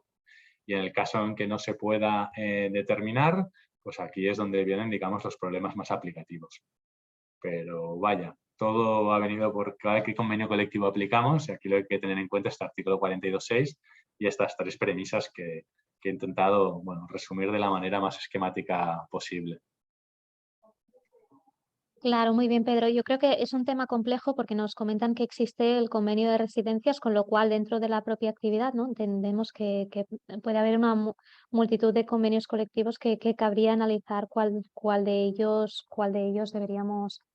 deberíamos aplicar. Pero bueno, yo creo que el objetivo de la reforma, el objetivo principal es que a los trabajadores que yo subcontrato se le aplique realmente el convenio de la actividad que están llevando a cabo. No sé si vosotros también lo interpretáis así. Es decir, que no situemos en peores condiciones a los trabajadores que vienen desde una subcontrata. Sí, esta es una de las finalidades que tiene la reforma laboral. No me han preguntado mucho, pero me gustaría, si tenemos algunos minutos más, igual profundizar un poco en el tema de las responsabilidades en materia de accidentes, ¿no? Y antes comentaba que, bueno, que a veces intentándome poner en la piel de estas pequeñas o medianas empresas a las que pueden subcontratar parte de su actividad, o al revés, ellos son los subcontratados y por lo tanto prestan servicios fuera de lo que es su propio centro de trabajo, y donde hay accidentes de trabajo, que quizás es lo que desde el punto de vista inspector vemos más a menudo. Siempre comento lo siguiente, ¿no? Es muy importante tener claro no solo el campo de responsabilidades que hemos visto de la seguridad social y a nivel salarial, sino con el tema de prevención de riesgos laborales, ¿no? Porque cuando yo estoy en mi propio centro de trabajo, como que de cierta manera puedo tener una mayor capacidad para controlar, conocer qué procedimientos, qué operativas se utilizan, cómo son los equipos de trabajo, ¿no? Y si estos están adecuados o no. Pero cuando desplazo a mis trabajadores a un tercer centro de trabajo, pierdo en cierto modo ese poder de disposición. Entonces, aquí implica algo que a veces es muy complicado desde el punto de vista empresarial, que yo soy plenamente consciente, pero que luego tiene muchas responsabilidades. Decía que mi objetivo no era asustar a nadie, simplemente tener en cuenta toda esta cadena, toda esta visión transversal de responsabilidades, pero recordemos que en caso de accidentes de trabajo, yo he hablado de la responsabilidad administrativa que se deriva de lo que es la actuación de la inspección al poner un acta de infracción porque había una caída de altura donde no se ha utilizado una protección colectiva individual.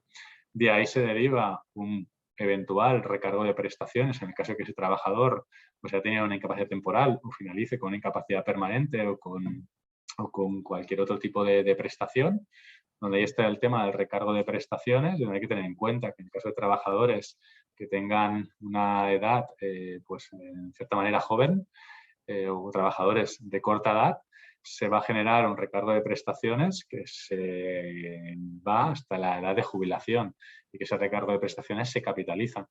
Por lo tanto, a veces no es solo la sanción, sino donde tienen mayores problemas las empresas por el importe económico que va a alcanzar esas responsabilidades por el recargo de prestaciones. Pues que hay dos cuestiones más que, como decía, no he querido comentar, pero que a veces nosotros muchas veces vemos, ¿no? Que se deriva una responsabilidad civil por indemnización de daños y perjuicios y en muchos casos una responsabilidad penal, ¿no?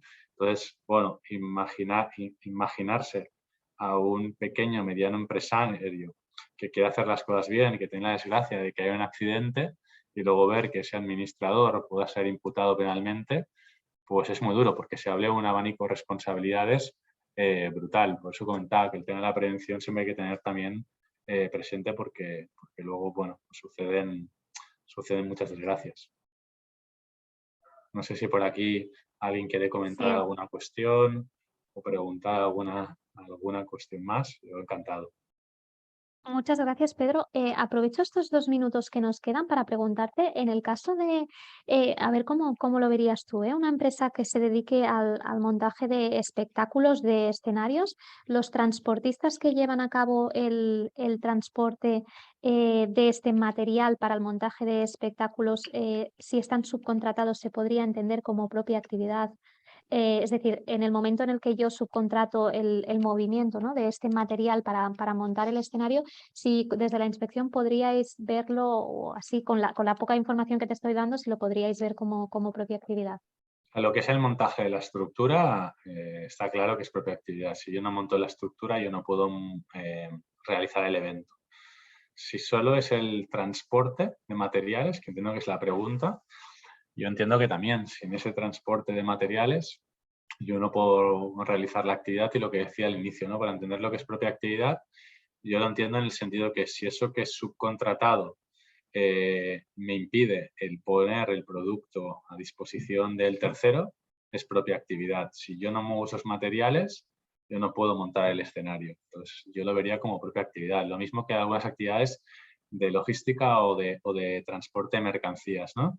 Una empresa que se dedica, pues eso, al transporte de mercancías y tiene subcontratada con una flota de camiones. Pues esa flota de camiones que acuden a ese centro de trabajo para llevarse la mercancía, para mí es propia actividad, lo asimilaría. O sea, el montaje de estructuras tengo clarísimo que es propia actividad y lo que es el movimiento, yo entiendo que también, porque si no me impediría el poder realizar el evento y poder, digamos, pues poner ese producto a disposición del público, del tercero, del cliente.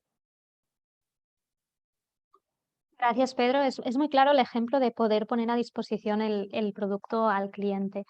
Pues hemos llegado al final de la jornada, entonces queríamos agradecerte sobre todo, Pedro, tu predisposición y también tu claridad, ¿no? A la hora de exponernos también el criterio de la inspección de trabajo en determinadas materias y en una materia que no era fácil, como era el tema de externalización de actividades. Te agradecemos muchísimo, Pedro, tu predisposición y también tu excelente ponencia, y a todos los asistentes también vuestra participación, que ha sido una participación muy, ha sido una participación muy elevada, así que muchísimas gracias y os haremos llegar el material de la jornada y en cualquier caso quedamos a vuestra disposición también para cualquier duda o consulta. Muchísimas gracias. Pues muchas gracias a vosotros, un placer. Gracias. Gracias.